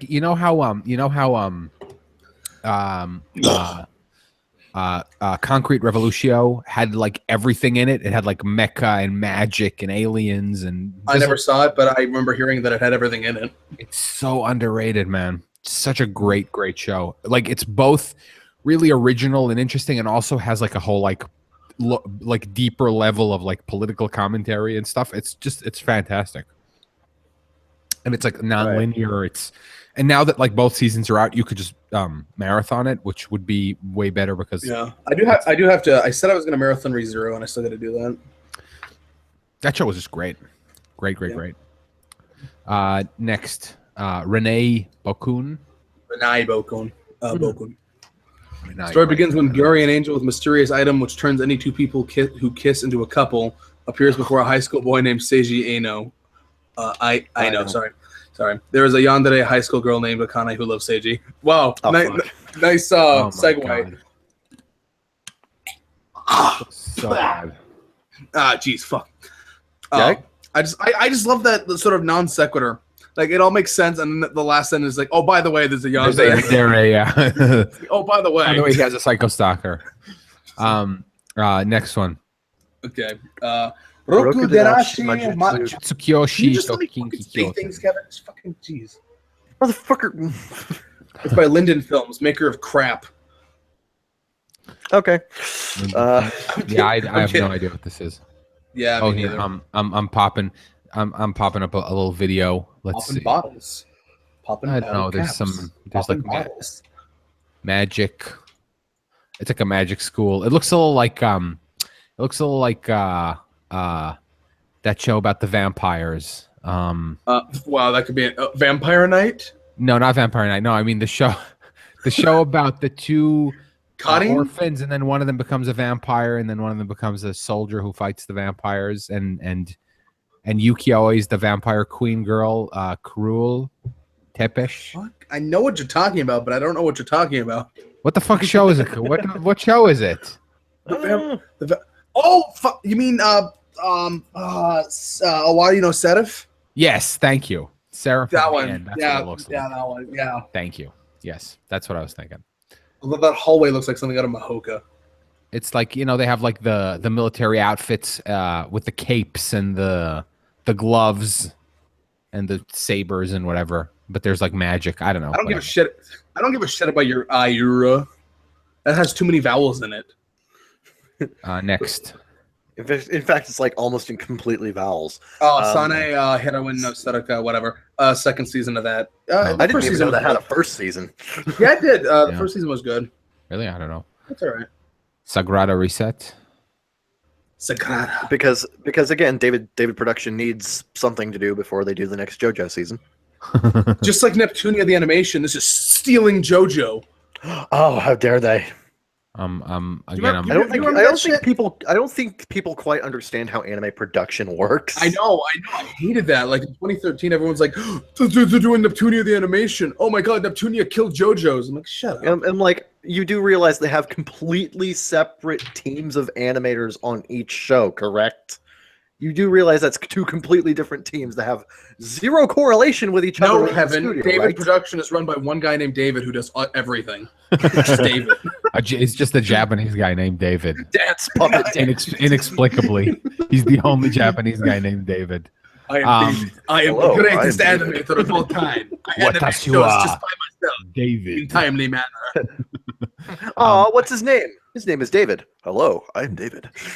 Oh yeah. Oh my god! Like it's like some Prometheus. fucking some sort of like Asian kid that's been grown in a tube specifically to animate better than anyone. It's like, I am David. Hand me a pencil. Just freaking Rohan Kishibe's everything. I was created to draw. It's a blob of flesh with eyes and a hand. Yep. I imagine he's kind of like budget Rohan Kishibe. My name is David. Yeah. No, it doesn't have a mouth. It's just like it's this like biomass that's bred to animate.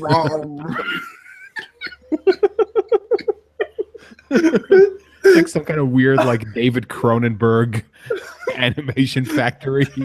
I'm putting that as a title. Biomass bred to animate.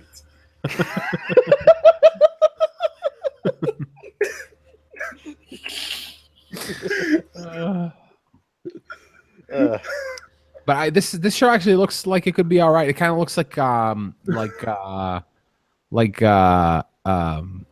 show about the sea people. Nagi no Sakata. Yeah, that show was great. Yeah, that show was great. I was rewatching it with the dub, but fucking Plex crapped out of me, so I got stuck on like episode 21. But I want to finish it. Oh. Yeah, it was great. And so this looks, I don't know, it's like it has a girl, she can go back in time, and a guy who has a dedicated. I keep recommending Nagiasu to Kevin, but he's a fucking pussy. Yeah, give you the fuck off. It's good, man. You gotta like the first like 3 or 4 episodes are a little like slow, but it gets quite good. It gets good. Sakura Quest, which is another original PA Works show. I understand like PA Works has been like getting kind of popular lately. They've had a string of, I think they were more popular before. Really? They've had a string of really good shows, I think. Yeah. This is also Toho Animation, I see. Weird. But it's yeah, about a girl who's she's like a salary man. She's a girl, but she's a salary. No. The story centers on 5 girls because this is a new era PA Works show, so it has to. No, I'm just judging by the. I'm watching a muted trailer. It's based entirely off of like a tourism bureau trying to get more. You know what this looks like? It looks like Amagi Brilliant Park a little. Like it's like city. They're like city business people, and they have to revive this like shitty out in the middle of nowhere like tourist center or something like that. But Neon, look to the sky. Is it magic hour? Could be. Look at the sky, it's magic hour. So I don't know. This looks like whatever. This has the greatest description of any anime ever. Toei Animation's original CG animation project. You don't need to know anything else. Sold. I'm in all the way. Wait, this is CG? This doesn't look CG. Again, they're lying to you. Well it's just the designs. Hold on, I'm looking. Interestingly, Toei Animation generally does good CG work, so I'm actually not terribly. Oh wait, hold on a second. I don't get it. Hey Kevin, Wolf Job has changed into Aaron Chins. Chinnigan, welcome. Chinnigan, yeah. Yep. Yeah. Oh yeah, it is. According to Jorge, weird. David stands for Dat Animating Very Instantly Dude. Okay, this is weird. And I think you can try a little harder on that, Jorge. Okay, next. This is my #1 anticipated show of this season. No, you know what? #2. I'm sorry. Oh, what? Seikai Surukado? No, Rage of Bahamut. Fucking Rage of Bahamut, yeah. This is #2. We're gonna get to #1. Oh, is it that show everyone kept trying to troll me that saying it was good? What? Rage of Bahamut Genesis? It was based on a browser-based card game. Yeah, I know. It's great. It's great, I bet. Yeah. Well, you watch anime based on a children's card game like you have a real card game, not some browser-based shit. What about Wikros or Wikso? That was a real card. That was a real card game. This is a browser-based card game. Dude, it's Rage of Bahamut was fucking great. Mm-hmm. Like legitimately great. I'm not falling for this. And this looks awesome. And it's going to be, I think it's like 24 episodes, and like all of the characters from the first season are back. You got your Favaro and your what's her name? Miyuki Sawashiro plays a little like zombie witch girl, and it's it's fantastic. Epic.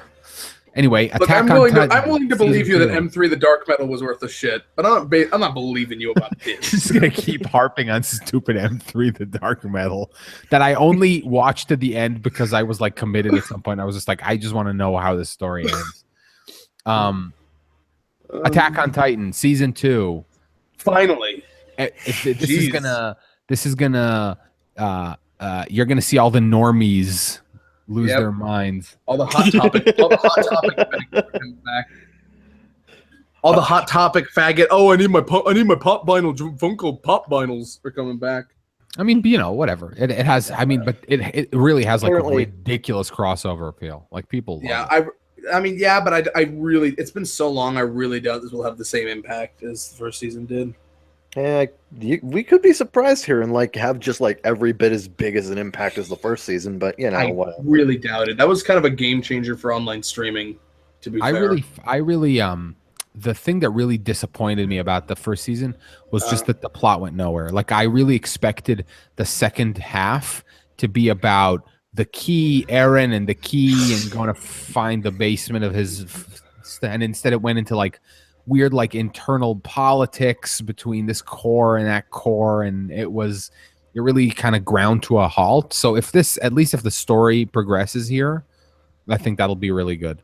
right? Yeah, I'm hoping they can. I'm hoping they condense a little bit of the political shenanigans. And you know what? With all the story, you know, because there's this whole, because a lot of normies like this show, there's a tendency to like fan backlash against it. But it had some legitimately great episodes. Like more early on, I think like episode 8 of that show was just terrific. It's the one where spoiler, she discovered like where Mikasa discovers that Eren is the Titan, where they defeat him, and then she sees him like inside the body and like realizes that he's alive. That's such a great moment. So yeah, I don't know, like if it can like recapture some of that, I think it'll be awesome. I am sorry, Loki love, if we are not entertaining you. Are you not entertained? Is this not why you are here? Ooh, a magic 8-ball. Click. All right, next. Shumatsu nani shitemasu ka? Isogashi desu ka? Why am I having that? This looks like a dialogue from my fucking Japanese textbook. Shumatsu nani shitemasu ka? Isogashi desu ka? Sukute morate li I desu ka? Yoi ni ikitai desu. Byoki desu. Anyway, Yes, I don't know what this is. Sumimasen. Satellite. It's a show about a witch. Whatever. Okay. Next. Like, Sin Nanatsu. The only thing that confuses me here is a small group of girls called the Leprechauns. Okay. Ooh, take that Lucky seriously. Charms. Let's see. Yeah, you think it's about a witch? Nope, it's about leprechauns. Leprechauns. It's about the leprechauns. A leprechaun. But Sin Nanatsu no Taizai, which is not to be confused with Nanatsu no Taizai, the seven deadly sins. Yeah, this isn't the good Nanatsu no Taizai. Move on. No, this is like It's pretty clear that and- they're naming. I'm fairly certain they're just naming it this so that they can kind of leach off of that show. It's So, like I want to point out that it's. CGI I also and wanna- guitars. I also want to point out that it's Sin Nanatsu no Taizai, so it's Sin seven deadly sins. Yes, it's like in that movie Frankie Blue Eyes where he has the Italian restaurant. It's called the La Trattoria. So it has a double. It's the. Oh. Yeah. Yeah. Next, Soryu no Majiwaru, Shikyaku no Yoru ni. I don't care. It's some kind of. I hate to be romance. so dismissive, but this is really one of those things where like I just look at it, I'm like, I don't care. Also, Yeah, this looks well, like this looks like the cover for a VNDB random button experiment. It really does. Yep. Like it seriously does look like porn. It kind of looks like it does kind of look like porn, and the font reminds me of. I like how it stars Hanzo though. That's nice. That Hanzo got his own anime. No. Saitama is getting Saitama, laid, yeah. man. Saitama is having sex with Mikuru. Mikuru Asahina. Next, Star Mew 2. Nobody cares. Nobody. There's a first Literally no one. Nobody cares about the snack world. Nobody cares about. I care about the snack world. That looks like the hypest shit. You care about. It's the new not it's the new CG cross media project by Level 5.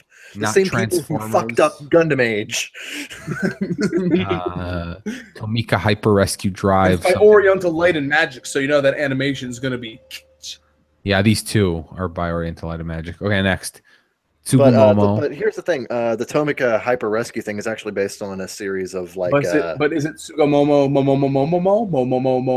Momomomo? It's just Sugumomo. Don't try too hard. You'll hurt. I just want to get the tongue twister out of the way. I'm looking. This looks boring. Yep, But yeah, the Tomika Hyper Rescue Drive thing is actually based on a tokusatsu series, so I'm gonna try and check that one out a Oh, little it bit. looks kind of like Transformers. I mean, kind of.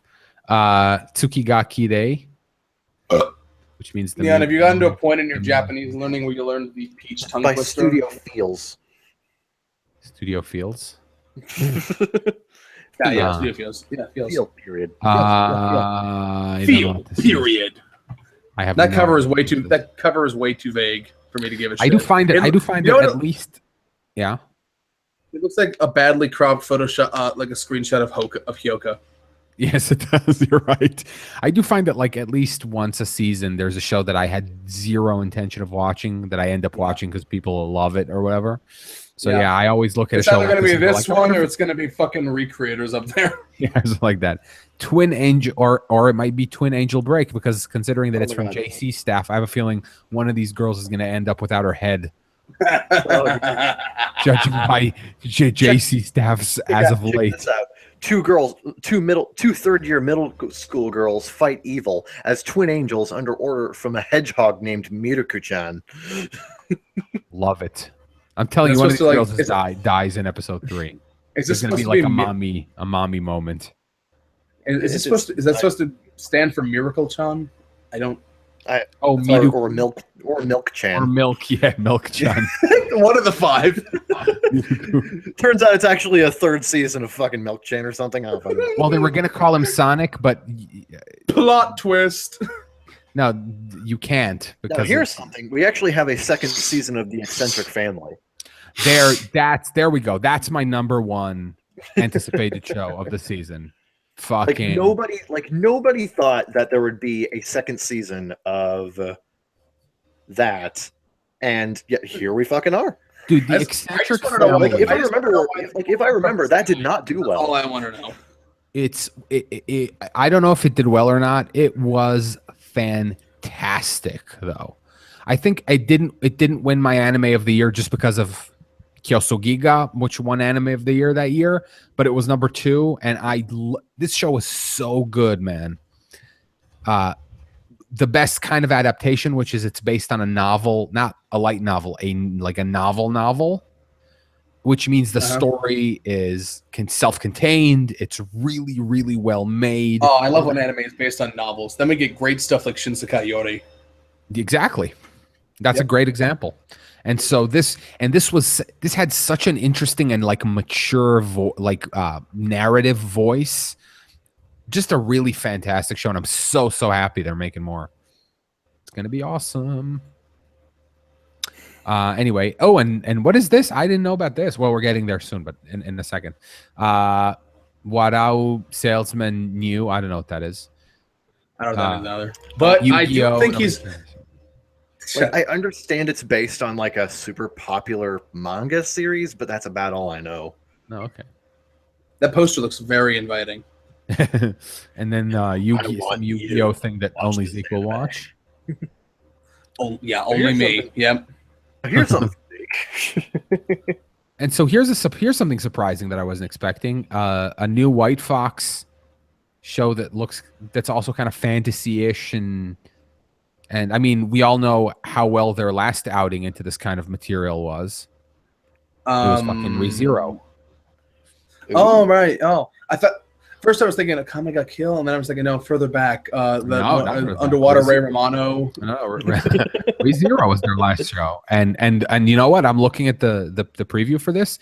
It looks really cool. It looks kind of ReZero-ish. It's sort of fantasy. There's a tiger man. There's a little witch girl and sort of magic and action and thank you. There's a fucking Princess Mononoke forest god boar that looks exactly like something from Princess Mononoke. Thank you, Locke. Thank you. Locke is also very excited for Vrains. That's going to be at least 2 people watching now. Yeah. Yeah. Wow, look at that. I'm really excited about this. See, I didn't even know this was coming. Now you do. And now you want to watch it. It's called Zero Kara Hajimeru Maho no Sho. Something the beginning of Beginning magic. from zero. Yeah, Mahono show. I don't. It means magic beginning from zero. From zero, something like that. Yeah, like beginning from zero, beginning from scratch. Yeah. Oh, Mahono show, like meaning like maybe beginning witchcraft from zero or something like that. Starting magic from scratch. Why are we trying to translate this? Let's leave it to the professionals. All right. Zero kara Mahono. Yeah. Movies don't look terribly interesting to me because it's like, oh yay, we get another CG Resident Evil movie. Oh yay. I mean, there's going to be a new Fairy Tale movie. Oh, here's the Blom or Blame or however you want to call it movie. It says Blame. What are you doing? No, because it's not Blame. That's because it's in Japan. It's Blam, I think. I do believe it's like, because look at you see the katakana. It doesn't say Blame. It says Buramu. Yeah. Mm-hmm. Blam. Yeah, it is. It is like Blam, not. No, Kevin. It's Blam. It's Blame. It's like a French dish. It's like a French. Do you want the duck Blame? But that also looks really sort of weirdly dystopian, cyberpunky. His style is really cool. We're back to Wolf Job. Oh man. Zoomed particularly in on the job part of it. Yeah. Just for that extra effect. That fucking Mahoka movie is happening by 8-bit of all people. Oh boy, I know. They can no longer afford Mahoka can no longer afford Madhouse money.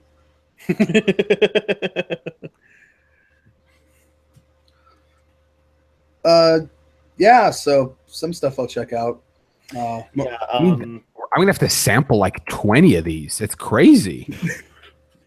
I had the same reaction to the deviled eggs at the party. I still can't get over frickin' What? There's so many good singers in there. You're talking about Yuri on Rice or David the Animator? Fucking Yuri on Rice. But yeah, I'll watch Academia, Vrains, Clockwork Planet, Renee eventually, Sane. Yeah, it's probably it. Yes, that ass is certainly impressive. Where did Kevin go? Oh. I'm still here. No, you're not. You're dead. You're dead to me. Fuck it. All right, so that's spring season. So there's stuff. Let me see. Again. Oh yeah, Attack on Titan. I'll watch that. Yeah. Adam the Beginning. Probably gonna check out Clockwork Planet. He's gonna check out Snack World. You know what? There's the Yukiuna. There's the Yukiuna movie. That's actually interesting. Eromanga Sensei. Oh yeah, right. Yeah, but it's the second movie in like the new story trilogy thing or something. Is it because because they're making a new show? Yeah, and the show is like half prequel, half sequel. Part of it is because I mean it's hard to explain because there's a little bit of a spoiler, so you don't want to. Because unless you've seen you. No, I'm not talking to you. There's also people listening that aren't you. Right. We're not on the phone. All right, we're doing a show. So yeah, like unless you've actually seen you, it's a little bit of a spoiler to like discuss like what prequel, sequel, whatever. Yeah, we're not on the phone.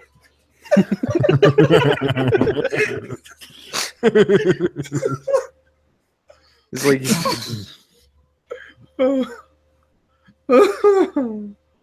okay. Aren't you amused? All right. It's just like, how did I forget I was doing a podcast for a second? It's like, what the fuck are you telling me? Oh wait. Yeah, it looks okay. Like I'm not that guy who watches everything anymore, so I'm a lot more selective now. Yeah. I mean, I'm much quicker to drop. Me too. Yeah. I will watch a whole bunch of like first episodes.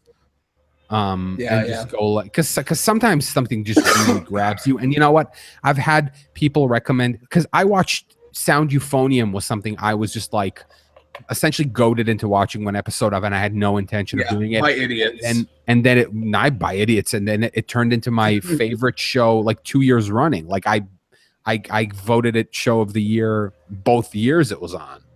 Yeah. I like, it's one of my favorite shows ever. So like I'm inclined to just sample. I won't even watch the full episode if it's not interesting. I'll pop something on like 10 minutes in. I'll be like, this is boring.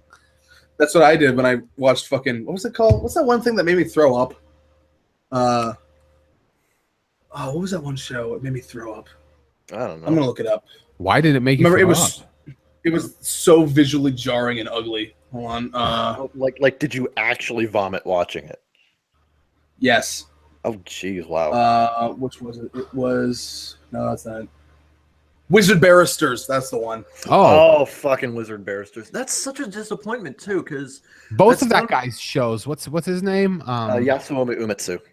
Yes, both of the shows that he made, Galileo Dona and also Wizard Barristers, like had a lot of potential, but just went nowhere. Which is unfortunate because Umetsu is one of the better animators from like the 80s and 90s. He's the guy who did Kite. He did just to give you an example.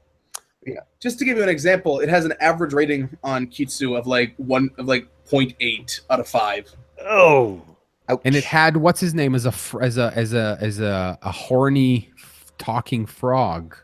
Oh Jesus! Oh yeah, I remember the talking frog. I watched 9 minutes. I watched 9 minutes before throwing up, and I remember the talking frog. What's that fucking voice actor's name? Let me look. Damn it! Stop opening other links. Fuck. Nope. Who's gonna be the first of us to reach his name? Thousands of members are looking for casual sex in your neighborhood. Awesome.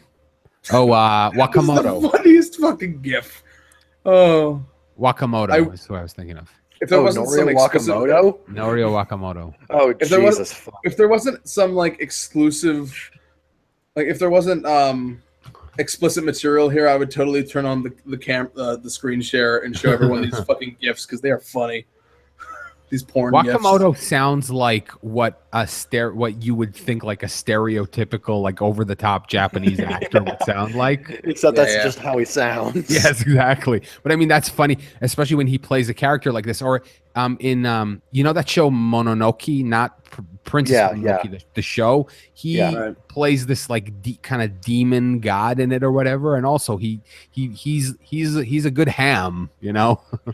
Oh, the best ham. And honey baked. But this show honey baked is not the best ham. This show had a weird like Deus Ex Machina ending as well. That kind of annoyed me. Wizard Barristers. You watched the whole thing? Yeah, sure. You poor bastard. Yeah, wasn't like episode 11? Wasn't like episode 11 like unfinished when they aired it? Oh yeah, boy, it was one of the most embarrassingly unfinished things I've ever seen to air. It was like laugh out loud fun. Like I don't think they even made most of the keyframes for that episode. No, but then they did for the finale, and like I said, it had a weird like game breaking power where somebody. That's fun. That's fun. Here's a flashback to something you didn't see. But I'm saying like somebody it ended up that one of the characters had like a Deus Ex Machina like game breaking like I can stop time and go back in time and you know what I mean, like it was one of those like ass pulls where it wasn't set up properly and just like introduced at the end. It's funny like even the character, because I was trying to remember which one of the characters it was, and none of them have bios on my anime list. Like that's how much nobody gives a shit about this show. Nobody even bothered to like. Because you know sometimes if you go to like Eva or like a show that people like and look at the character things, there'll be like spoilers in tiers. Spoiler for episode 5, spoiler for episode 11. So and here nobody cares. But it was an interesting. It was kind of like Law and Order, but with magic. All right. All right. So that's the spring season. We'll take a break and then we'll come back and talk about our topic. I mean, Okay. I'm gonna go get some more good eats. We'll be back after the break. This is the first episode where I made the thumbnail before we actually started. Are we on break? Yeah, I'm on break now. All right. All right. You know, I can't stay much. Oh, wow, it's already 11. Fuck. Yeah. Like I said, I only had like 2 hours. Yeah. What's your topic? Bandwagon circle jerks. Well, maybe you could just continue without me. Yeah, I could do that. We did that in episode 12, I think. Yeah, if you need to go ahead. Okay. I mean, we can do like a sign, like come back and do Right. like a goodbye or whatever. Okay. I'm gonna use the bathroom for a bite. All right.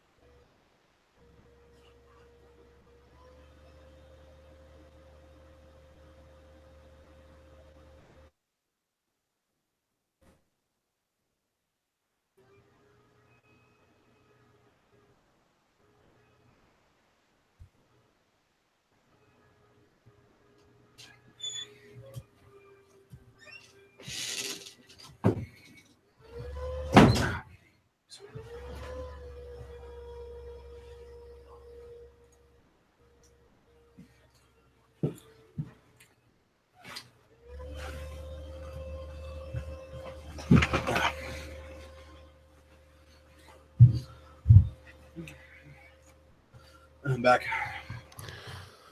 And we're black. It was cake out there.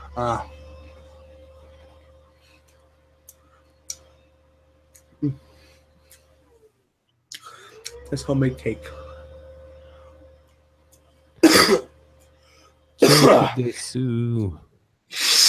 Yep. Cake inspired. Oh, cake inspired. It's funny. The boys are named after cakes. Like, it's Braco Forestu. Oh, you know what? I gotta tweet out my joke. Oh, yeah. My Yuri on Rice joke.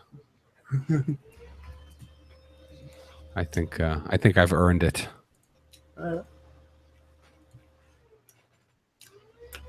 Oh, man. Sheep goes meep, but sheep goes bye-bye.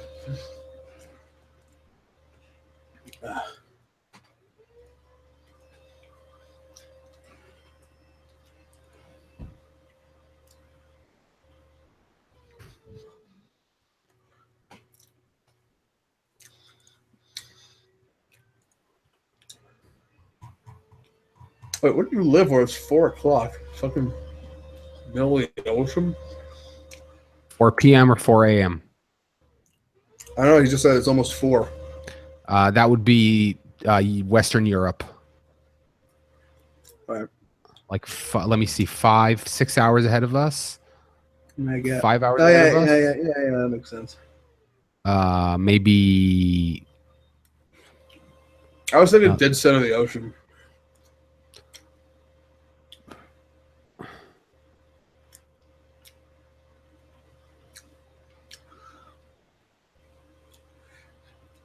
Must be fun in Japan because all of Japan is in the same time zone. Is it all in the same time Coordinating zone? really easy. Yeah, all Japan's in one time zone.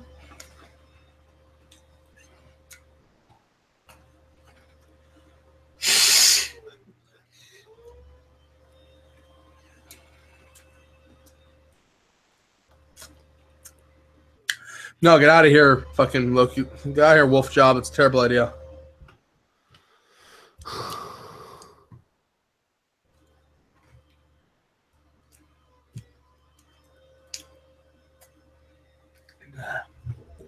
I have returned. Fuck you.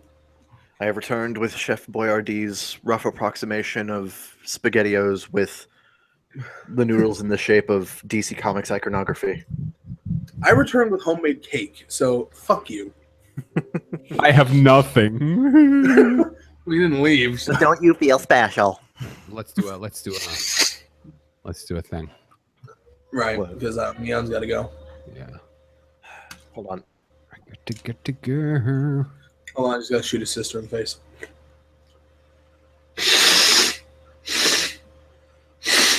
Yeah.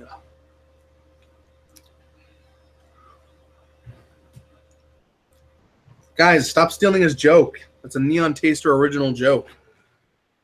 It's okay. I'm going to tweet it out from like Anime and History now. So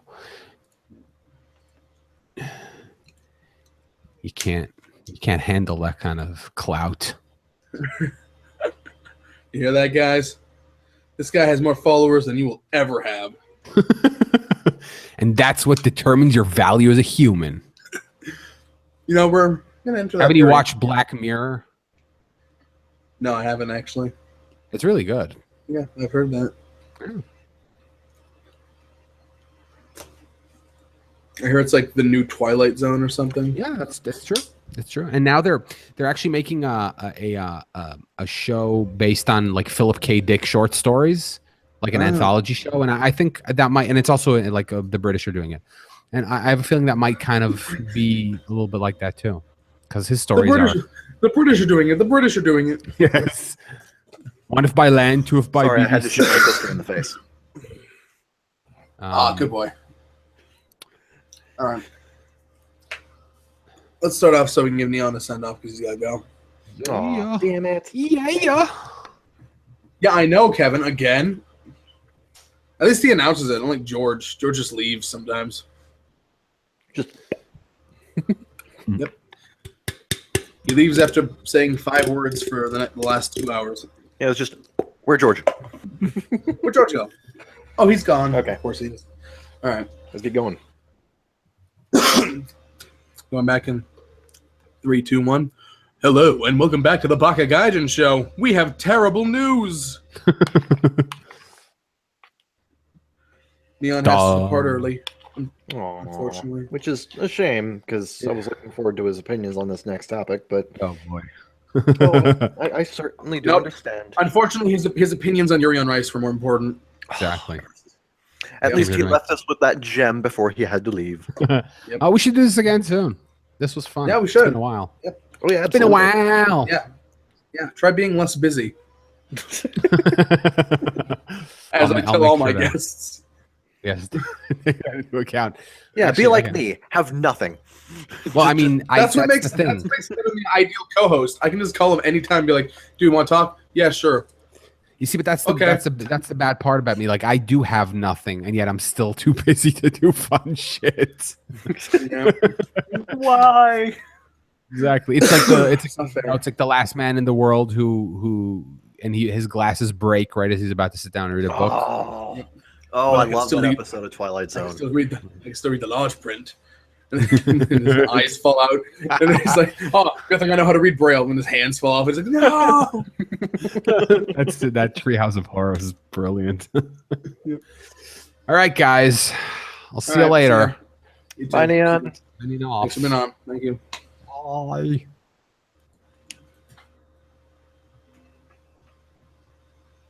And he's gone. Uh, I walked down the lonely summer road, wondering if I'd ever see that guy again. What were you saying about anything? it's always fun having him on the show, really. Oh, hell yeah, man. Hell yeah. Now we can be But, off topic.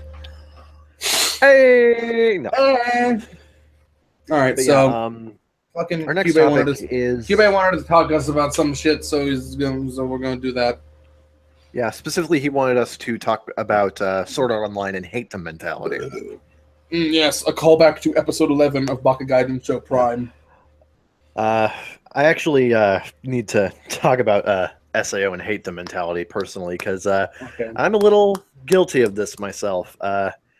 Now, a lot of you, like all three people watching right now, Actually, we've had consistently high viewership. We've had like 6 to 7 viewers this time. oh well, all 6, 7 of you. Yeah, and I'm sure probably- that number will cut in half as soon as I said that. But yeah, with me, if you'll remember, probably not. Way earlier back episodes of Baka when. like Go on. really early episodes of Baka Gaijin Show, I would like constantly rag on Sword Art Online. Like it was kind of my whipping boy for a while because I had nothing else to do because I was a dumbass. Yep. And over time, I've just kind of realized there's really no reason for me to constantly be bashing on this show because why am I putting so much effort into something I clearly dislike? It's true. And it just kind of occurred to me, why do so many people, like, why is there so much, why do people put so much effort into just hating things? Like, what's the point of just hating whatever the hell? Here's the thing, like you say so much effort into something you don't like, but for most haters out there, like it really isn't that much effort. It's like, hey, I hate this thing, and all these other people I know also hate this thing. So we're going to talk about how much we hate this thing together, and we don't even have to watch it. We don't have to try to understand it. We don't have to argue with people who disagree with us. We don't have to do any of that. We just have to just circle jerk about how much we hate this thing, and it's like the most effortless thing in the world. Yeah, but the problem is it's a complete waste of time. Well, Like I don't really get why you're using up so much of your time talking about shit you don't like. Like really, what's the point in that? honestly, I think like the people who do this kind of thing, just have a issue where I think they just have issues where like there's not a lot in their lives they can be passionate about liking, so they have to be passionate about disliking something to fill that void. I don't know. That's me playing armchair psychologist again. Zeke, the armchair psychologist, will be right back after these messages. I took psychology for 14 weeks. I understand everything about everyone. Yes, but at least you don't have a music degree and are doing anime reviews. Yep. At least I don't have a music degree in gender studies.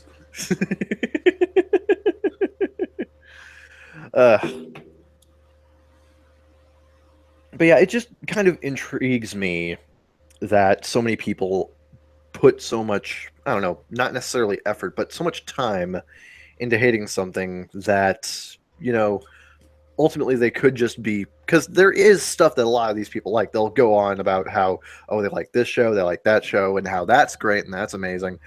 But then they'll always swerve back around to just whipping on this one show, like Sword Art Online or whatever the hell else is popular at the time that everyone is like, oh my god, this is amazing, and really it's kind of not.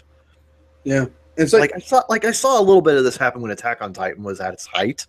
Like there were plenty of people who were like, no, Attack on Titan's actually shit and you're all shit for liking it.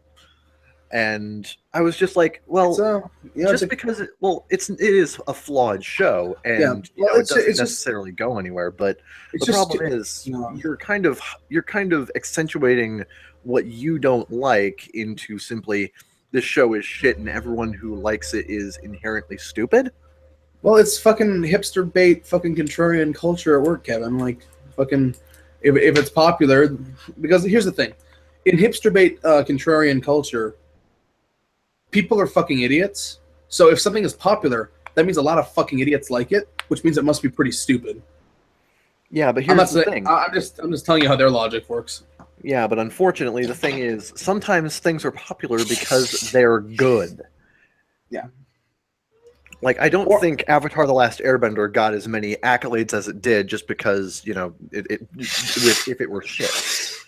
Like, it's like. Well, I mean, what's another example? I don't Cowboy Bebop. No, Like, I don't want you to tread on the popularity equals quality argument because, like, it doesn't. I mean, it doesn't. But if it is popular, that means in one way or another it resonated with a lot of people. Absolutely. Like, it doesn't necessarily mean from a critical standpoint it's great or anything, but if it resonates with a lot of people, then there's probably something to it.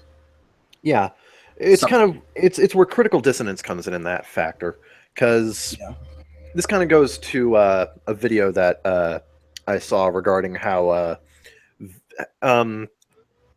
this kind of ties into a video that I saw from the Pedantic Romantic. It was actually two videos called "How Digibro Killed SAO." It's kind of a hyperbolic title, admittedly, but it does actually explore how when Digibro started exploring the flaws of Sword Art Online and started accentuating more and more what it did wrong, like a lot of public opinion regarding SAO started to sort of shift towards the negative. It's like what Anubis was saying in the Discord earlier, that if the SAO debacle doesn't prove that the anime community has these kind of opinion leaders, then he doesn't know what does. Well, the thing is, with the opinion leaders, I don't doubt that, but I think there's I don't think they're the quote unquote opinion leaders are necessarily intending to be those opinion leaders. Well, I think they're just okay. I think some are and some aren't, but the effect is the same. And that is that a lot of people get their information from a source who has their own hang-ups about something, and then their hang-ups suddenly become everyone's hang-ups because nobody wants to bother to investigate for themselves. And even if they do, even if they watch whatever the fuck show we're talking about here, they go in with these preconceived notions and these biases and these assumptions of, oh, well, this is going to suck because I was told this is going to suck. And it's not good for any kind of critical judgment, which wouldn't piss me off so much if people didn't try to keep passing it off as critical judgment. Yeah, at some point it's just parroting another person's perspective. Because here's the thing, and this is me being an opinion leader for all five of you. Honestly, I don't understand why this happened to SAO of all things. Because let me tell you, I have seen way too many light novel adaptations. Way too many. And I've seen some absolute fucking garbage. And let me tell you, on the whole, grading on a bell curve, SAO is like an A- compared to all the shit I've seen. Yeah. So like SAO actually does have quite a bit to enjoy about it. Yeah, don't get me wrong, it is enjoyable on a base level. Yeah, it's well produced. There's passion behind it, clearly. Oh yeah. And I don't actually think Kawahara is a bad writer. Like, especially once you get into the later SAO arcs and into Excel World, where he actually starts exploring themes and shit.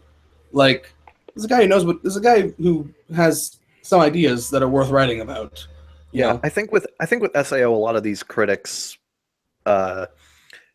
tend to grade it solely on a critical standpoint, and that doesn't necessarily equate to enjoyability. Right. Because a movie can be complete garbage like The Room, and you can still find enjoyability in it. Not necessarily saying that Sword Art Online is like The Room level, but I think you get what I'm getting at. Yeah. Like something can be inherently flawed and not necessarily good, but you can find enjoyability in it, and you can find something that resonates with you regarding that, whether it be like a certain character, what they're going through, or you just enjoy the action or the music. Yeah. And what I hate the most about this circle jerk culture is this fucking everything's either a 0 or a 10, and it pisses me off because it's like they just refuse to acknowledge the things. I believe we call that a 4-point scale. It's even more. No, this is a 2-point scale. This is 0 and 10, as I just said. But like once you have decided that you hate something, there's this weird thing where like you can't acknowledge anything actually good about it. And talking about Sword Art Online specifically here, it's like there's a lot of things it does well. There's some things it doesn't do well, but it's like for me, it's just kind of like it's okay. Yeah, it's got plenty of enjoyable female characters. Whether or not there's anything done with them is kind of aside from the point, but it does have a lot of very interesting female characters. There's a reason why so many people liked Shinon when she was introduced in Gun Gale Online, aside from her having a pancake ass. Like, Shinon did have a... Are you using that as a compliment or an insult? I don't think she has a nice ass. I do not. But oh my god, that's the real controversial opinion here. But anyway, a lot of people identified and enjoyed Shinon as a character because she thought she was very interesting and relatable. Yeah. And I'm not going to take that away from anybody, but unfortunately, a lot of people want to take that away from somebody. Exactly. And I made this point in the original video that this discussion is based on, that I actually really like Sugaha's arc in ALO. And everyone hates ALO for some reason. I don't know why. Because I feel like that is a tragically misunderstood arc.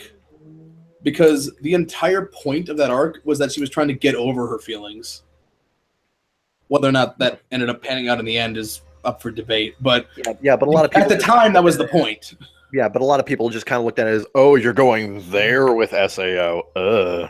Yeah, well, he was trying to do something different with it. So it's like, I'm sorry you were too stupid to notice. Yeah. And also, there's a reason why I backed off on that whole SAO hating thing is because I just started circle jerking like everybody else, and I hated that I was doing that. Yeah. I stopped having original opinions, and I was just parroting what everyone else was saying, and I'm like, why am I doing this? This makes no goddamn sense. And ultimately, I'm not really enjoying what I'm saying. It's just me saying the same damn thing over and over, expecting a different outcome, which is the definition of insanity. Right. Like, I'm slowly going insane with this, and I just realized I need to stop. And I think a lot of people need to stop with this. Like, it's okay to not like SAO, but it's not okay to try to take away liking SAO from somebody else, which is what a lot of people are doing with this. They're trying to make other people see, it's like, see, this thing you like, it's trash, and you shouldn't like it. And that's not really what the point of criticism is. The point of criticism is to give an opinionated perspective on the subjective quality of a show or product. To me, it's not necessarily to tell people this is bad and you should feel bad for liking it.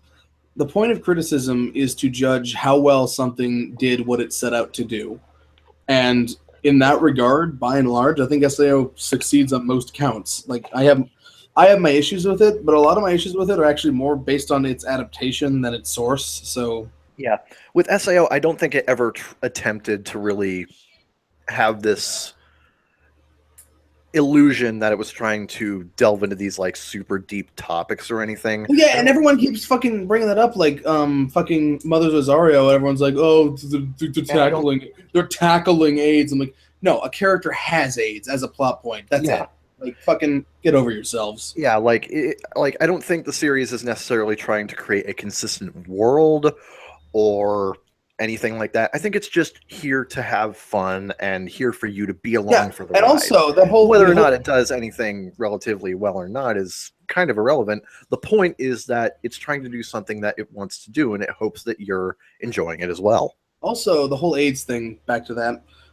also that brings was blown completely out of proportion. Oh yeah, so much. But it brings up the point I usually like to make, which is that when he feels like it, Kawahara is a good sci-fi writer. Like, I love the concept that AIDS patients have these VR worlds, so they got this sense of living that they wouldn't otherwise have. Like, that's a good futurist concept.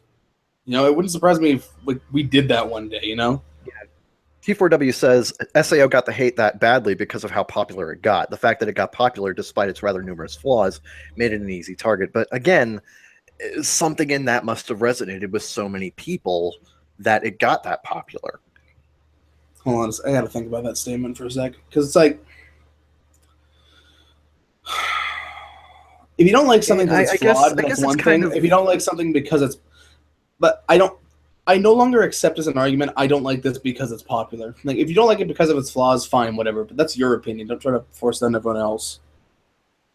Unfortunately, there are a lot of people who say stuff like, I don't like this because it's popular. To be fair, I think a lot of anime fans at some point go through a sort of phase where they don't like, quote unquote, the popular stuff. Oh yeah, because they want to feel unique. Do that. Yeah, because they I wouldn't do that. I refused to watch Attack on Titan. I was airing because I'm like, popular fag shit, whatever. Yeah, but now I'm just like, yeah, whatever. It was good. Yeah, there was a point in time where I was just like, shonen stuff. I'm better than that. Like, I don't know why I was doing that when I did, but I kind of look at that and I'm like, oh, you silly little shit. But yeah, again, if something is popular, it must mean it did something right. Yeah. Or at the very least, it did something that a lot of people enjoyed. Yeah. Like, yeah, basically. And the big problem with this hate mentality is that there seems to be this overwhelming desire to knock down the people who like whatever the hell it is, which out of some weird desire that maybe if you knock down enough pegs, they'll stop making whatever you don't like. I'm like, well, first of all, that's not how that works. And second of all, what the fuck do you care that something you don't like exists? Like, it just exists. Yeah, you hear that, Daryl Surratt? Why do you care that Moe exists? Yeah, it's the easiest fucking thing to, like, it's the easiest fucking thing in the world to avoid if you want to avoid it. Like, something funny in regards to Daryl Surratt. I find it so funny that for all these years he's had this huge crusade against Moe, and it wasn't until like a few weeks ago that a lot of people realized, oh, he actually is a gigantic fucking asshole. Like he said something regarding anime fans being Nazis or whatever, and everyone's like, now hold up a second. And he kind of did this thing where he's sort of backpedaling, but not really. Like, he's saying, I'm not necessarily saying that all anime fans are Nazis, but if you look up these keywords in Twitter and look at the avatars, like, he was sort of backing off, but at the same time reinforcing his original statement, right, which is like incredibly disingenuous in my opinion. Right. Like, I just found that so amazingly amusing. The nail that sticks it out the most gets the hammer. Not saying it's bad because it's popular, but I'd also argue that it being popular doesn't really excuse it from the criticism the show does. I'm not saying it doesn't excuse it from being criticized. My issue is that the people criticizing it are beginning to criticize the people who actually like it. My point is that it being popular is irrelevant to the criticism it receives or doesn't receive. Yeah. And I had another point, but I forgot it. It's like, I don't know how to word this. Locke says, what about the other way around with people who like the thing forcing on people who don't care? Again, just ignore it. Like, I don't understand why people on the internet have such a hard time ignoring things. I think because it's the internet, a lot of people feel that they're entitled to, like, there's a lot of entitlement on the internet, unfortunately. Like, a lot of people it's just fucking like it's just fucking like Tumblr feed bullshit where it's like, I only want things that I approve of, I pre-approve of on my internet feed. And I'm like, well, that's not how the internet works. I think it's sort of an exaggeration of the you're entitled to your opinion, but it's gotten to the point of I'm entitled to my opinion and I'm entitled to everyone else agreeing with it. Yeah. Which is really the big problem. There are people who are like, you must agree with me because I'm right. Like, right. No, you're not necessarily. Again, that's just it's just your opinion, man. Yeah. Well, I think we're kind of going in circles at this point. a little bit. I just wanted to say that, like, criticism to me, good, worthwhile criticism to me, is a discussion that people have. It's not something you just throw it into the ether. Yeah. And I have this debate, not debate, but this conversation with Anubis all the time, because he's getting to the point where he's starting to have a hard time seeing the value of criticism. And I'm just like, criticism is a conversation between people, a civil conversation, heated maybe, but civil. There's Anubis. He's typing right now.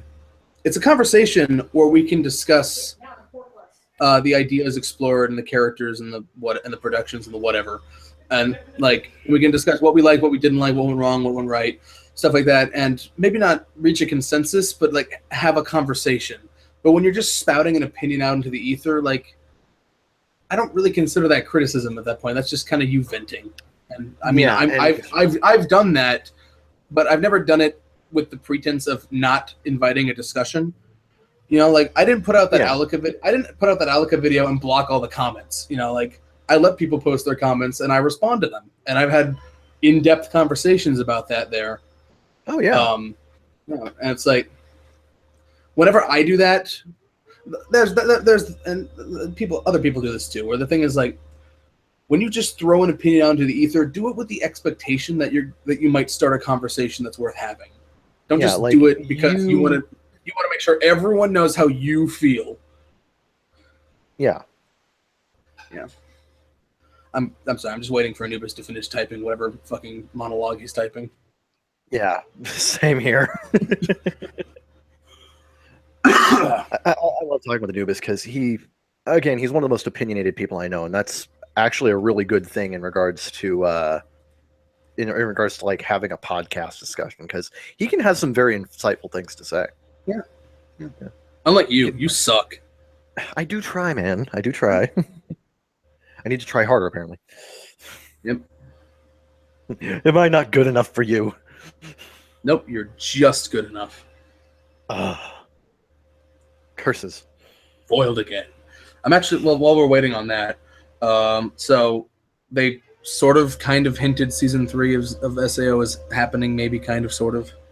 So just kind of said something at the that's end. That's going to be interesting. That's going to be interesting because Alicization, the next arc, is super long.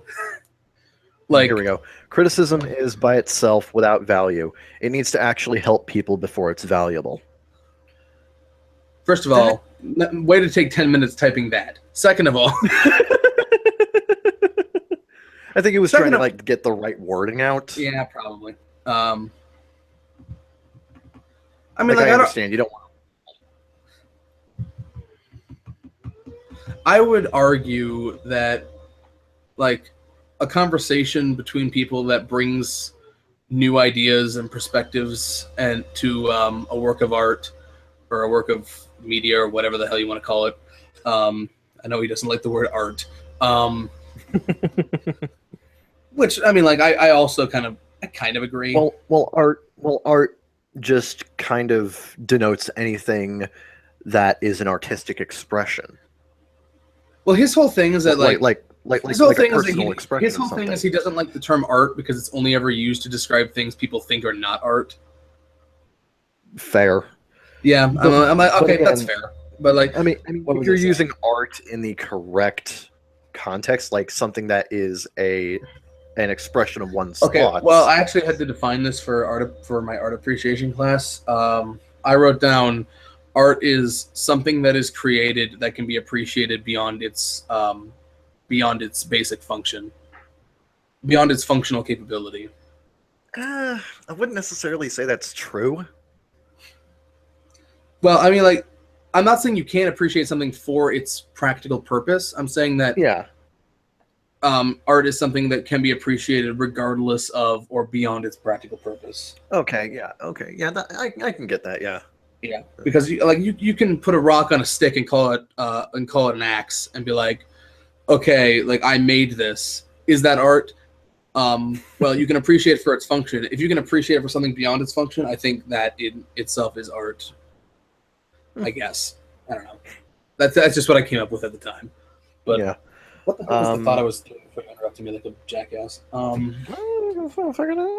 right. I would argue that a conversation that brings new ideas and perspectives and helps people gain a new understanding of the work and a new understanding of each other maybe is a conversation worth having that helps that could conceivably help someone. I'm not going to say that it's a life-altering thing, but I don't think that's what he's getting at. So I guess I really kind of want him to define the word help here. It's because, a stone, Luigi. You didn't make it. I don't remember what that's from. It's a football. I chiseled it. Not chiseled. But It's official size, but not official weight.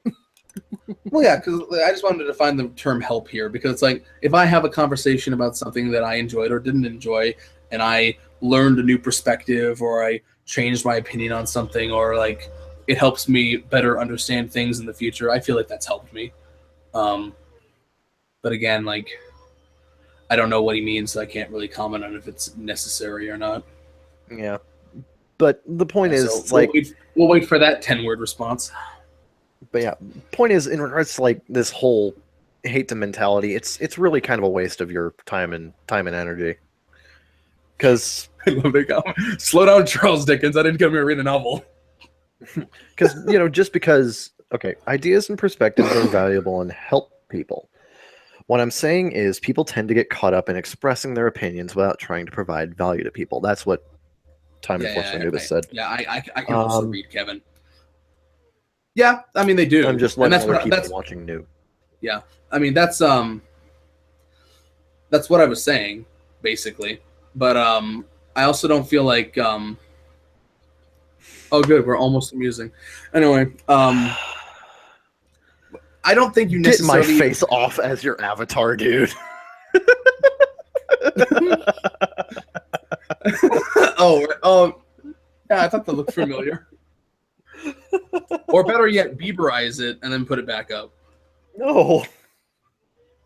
Anyway, so I don't think you even necessarily need to go into it with the attitude of, here's my criticism. I hope it helps you understand it, because it's like that's its own kind of brand of forcefulness.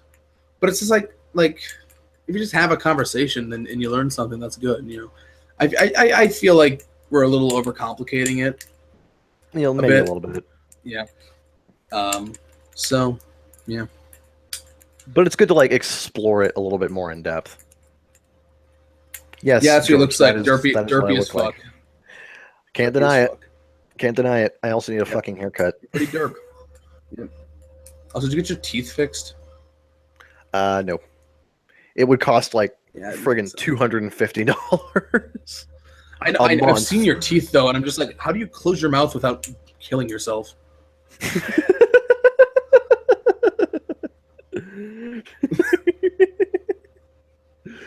I don't know, but I do manage. I like to think I'm part vampire. Well, I think that does it for the world's vampire, but I think that does it for this topic. I'm sorry, did I just insult your vampire pride? My vampirism, yes. How dare you? Go back to Spencer's, you faggot. I think we're about done here. Yeah, pretty much. So, hope QB enjoyed that. Yeah, I'm looking forward to more SAO though. I'd like more Excel World, but that's not happening. Aside from that movie's like freaking half recap. Yep. Thanks, Love Live. It's getting a 4K Blu-ray. 4K Blu-ray. Thanks, Love Live. Ugh. That's why I hate Love Live. Not for the usual reasons people hate Love Live. It's because I'm not getting any more Excel World because of it. Poor Zeke. Ow, my neck. All right. Anyway, thank you for watching the show. We can pimp things now. All right. If you want to check out more of my complete idiocy, I have both a Tumblr and a Twitter account at CCharmanderK. I also have a Let's Play series, which is on a brief hiatus until next month. Otaku Midnight Gaming. You can find that on YouTube. And you can also hear me on Otaku Midnight, the podcast. We are going to be doing an episode soon on Ore-emo discourse. Basically everything revolving around Ore-emo and the quote-unquote controversy surrounding it. So that's going to be interesting. We don't quite know exactly when we're going to do that one, but it will happen in the near future. Yep. You can also find him on Grindr at CCharmanderK. No, you cannot. Yes, you can. I will No, make you sure can't. that I will make sure that you can. No, you won't. So I'll put up a nice You Bieberized will- picture. You will not. I'll put up a nice Bieberized picture of you. I swear to God, I need to stop posting selfies because every time I do, you freaking meme on them. You ever watch that TLC show, the fucking My Strange Addiction, where that one guy was addicted to looking like Justin Bieber? No. What the fuck? That really is a strange addiction. Wow. Yeah. There's a lot of strange Oh addictions. fuck! They found my. Hold on, Loki. Look, Jen, is that you? Are you in the Discord chat? You fucking shitting me? Because whoever this is, they found your account and posted a picture of you in the Discord chat.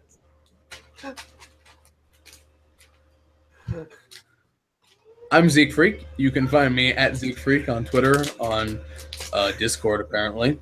Oh my god! What the fuck? Well, Hummingbird isn't a thing anymore, but now we have Kitsu, so that's a thing. Yeah. I'm Subscribe to this Secret YouTube channel if you want more. number 8425. Oh yeah, I'm Zeke Freak, number 4747. Kind of lucked out there. Which is the easiest fucking thing to remember. Yeah, it's literally 247s. How could you go wrong? Like this and want more content like this, you can subscribe to my YouTube channel, which you're already on. How convenient. And we will see you guys next time. Thank you for listening to the Baka Gaijin Show. Zeke Freak out. Ciao, ciao for now.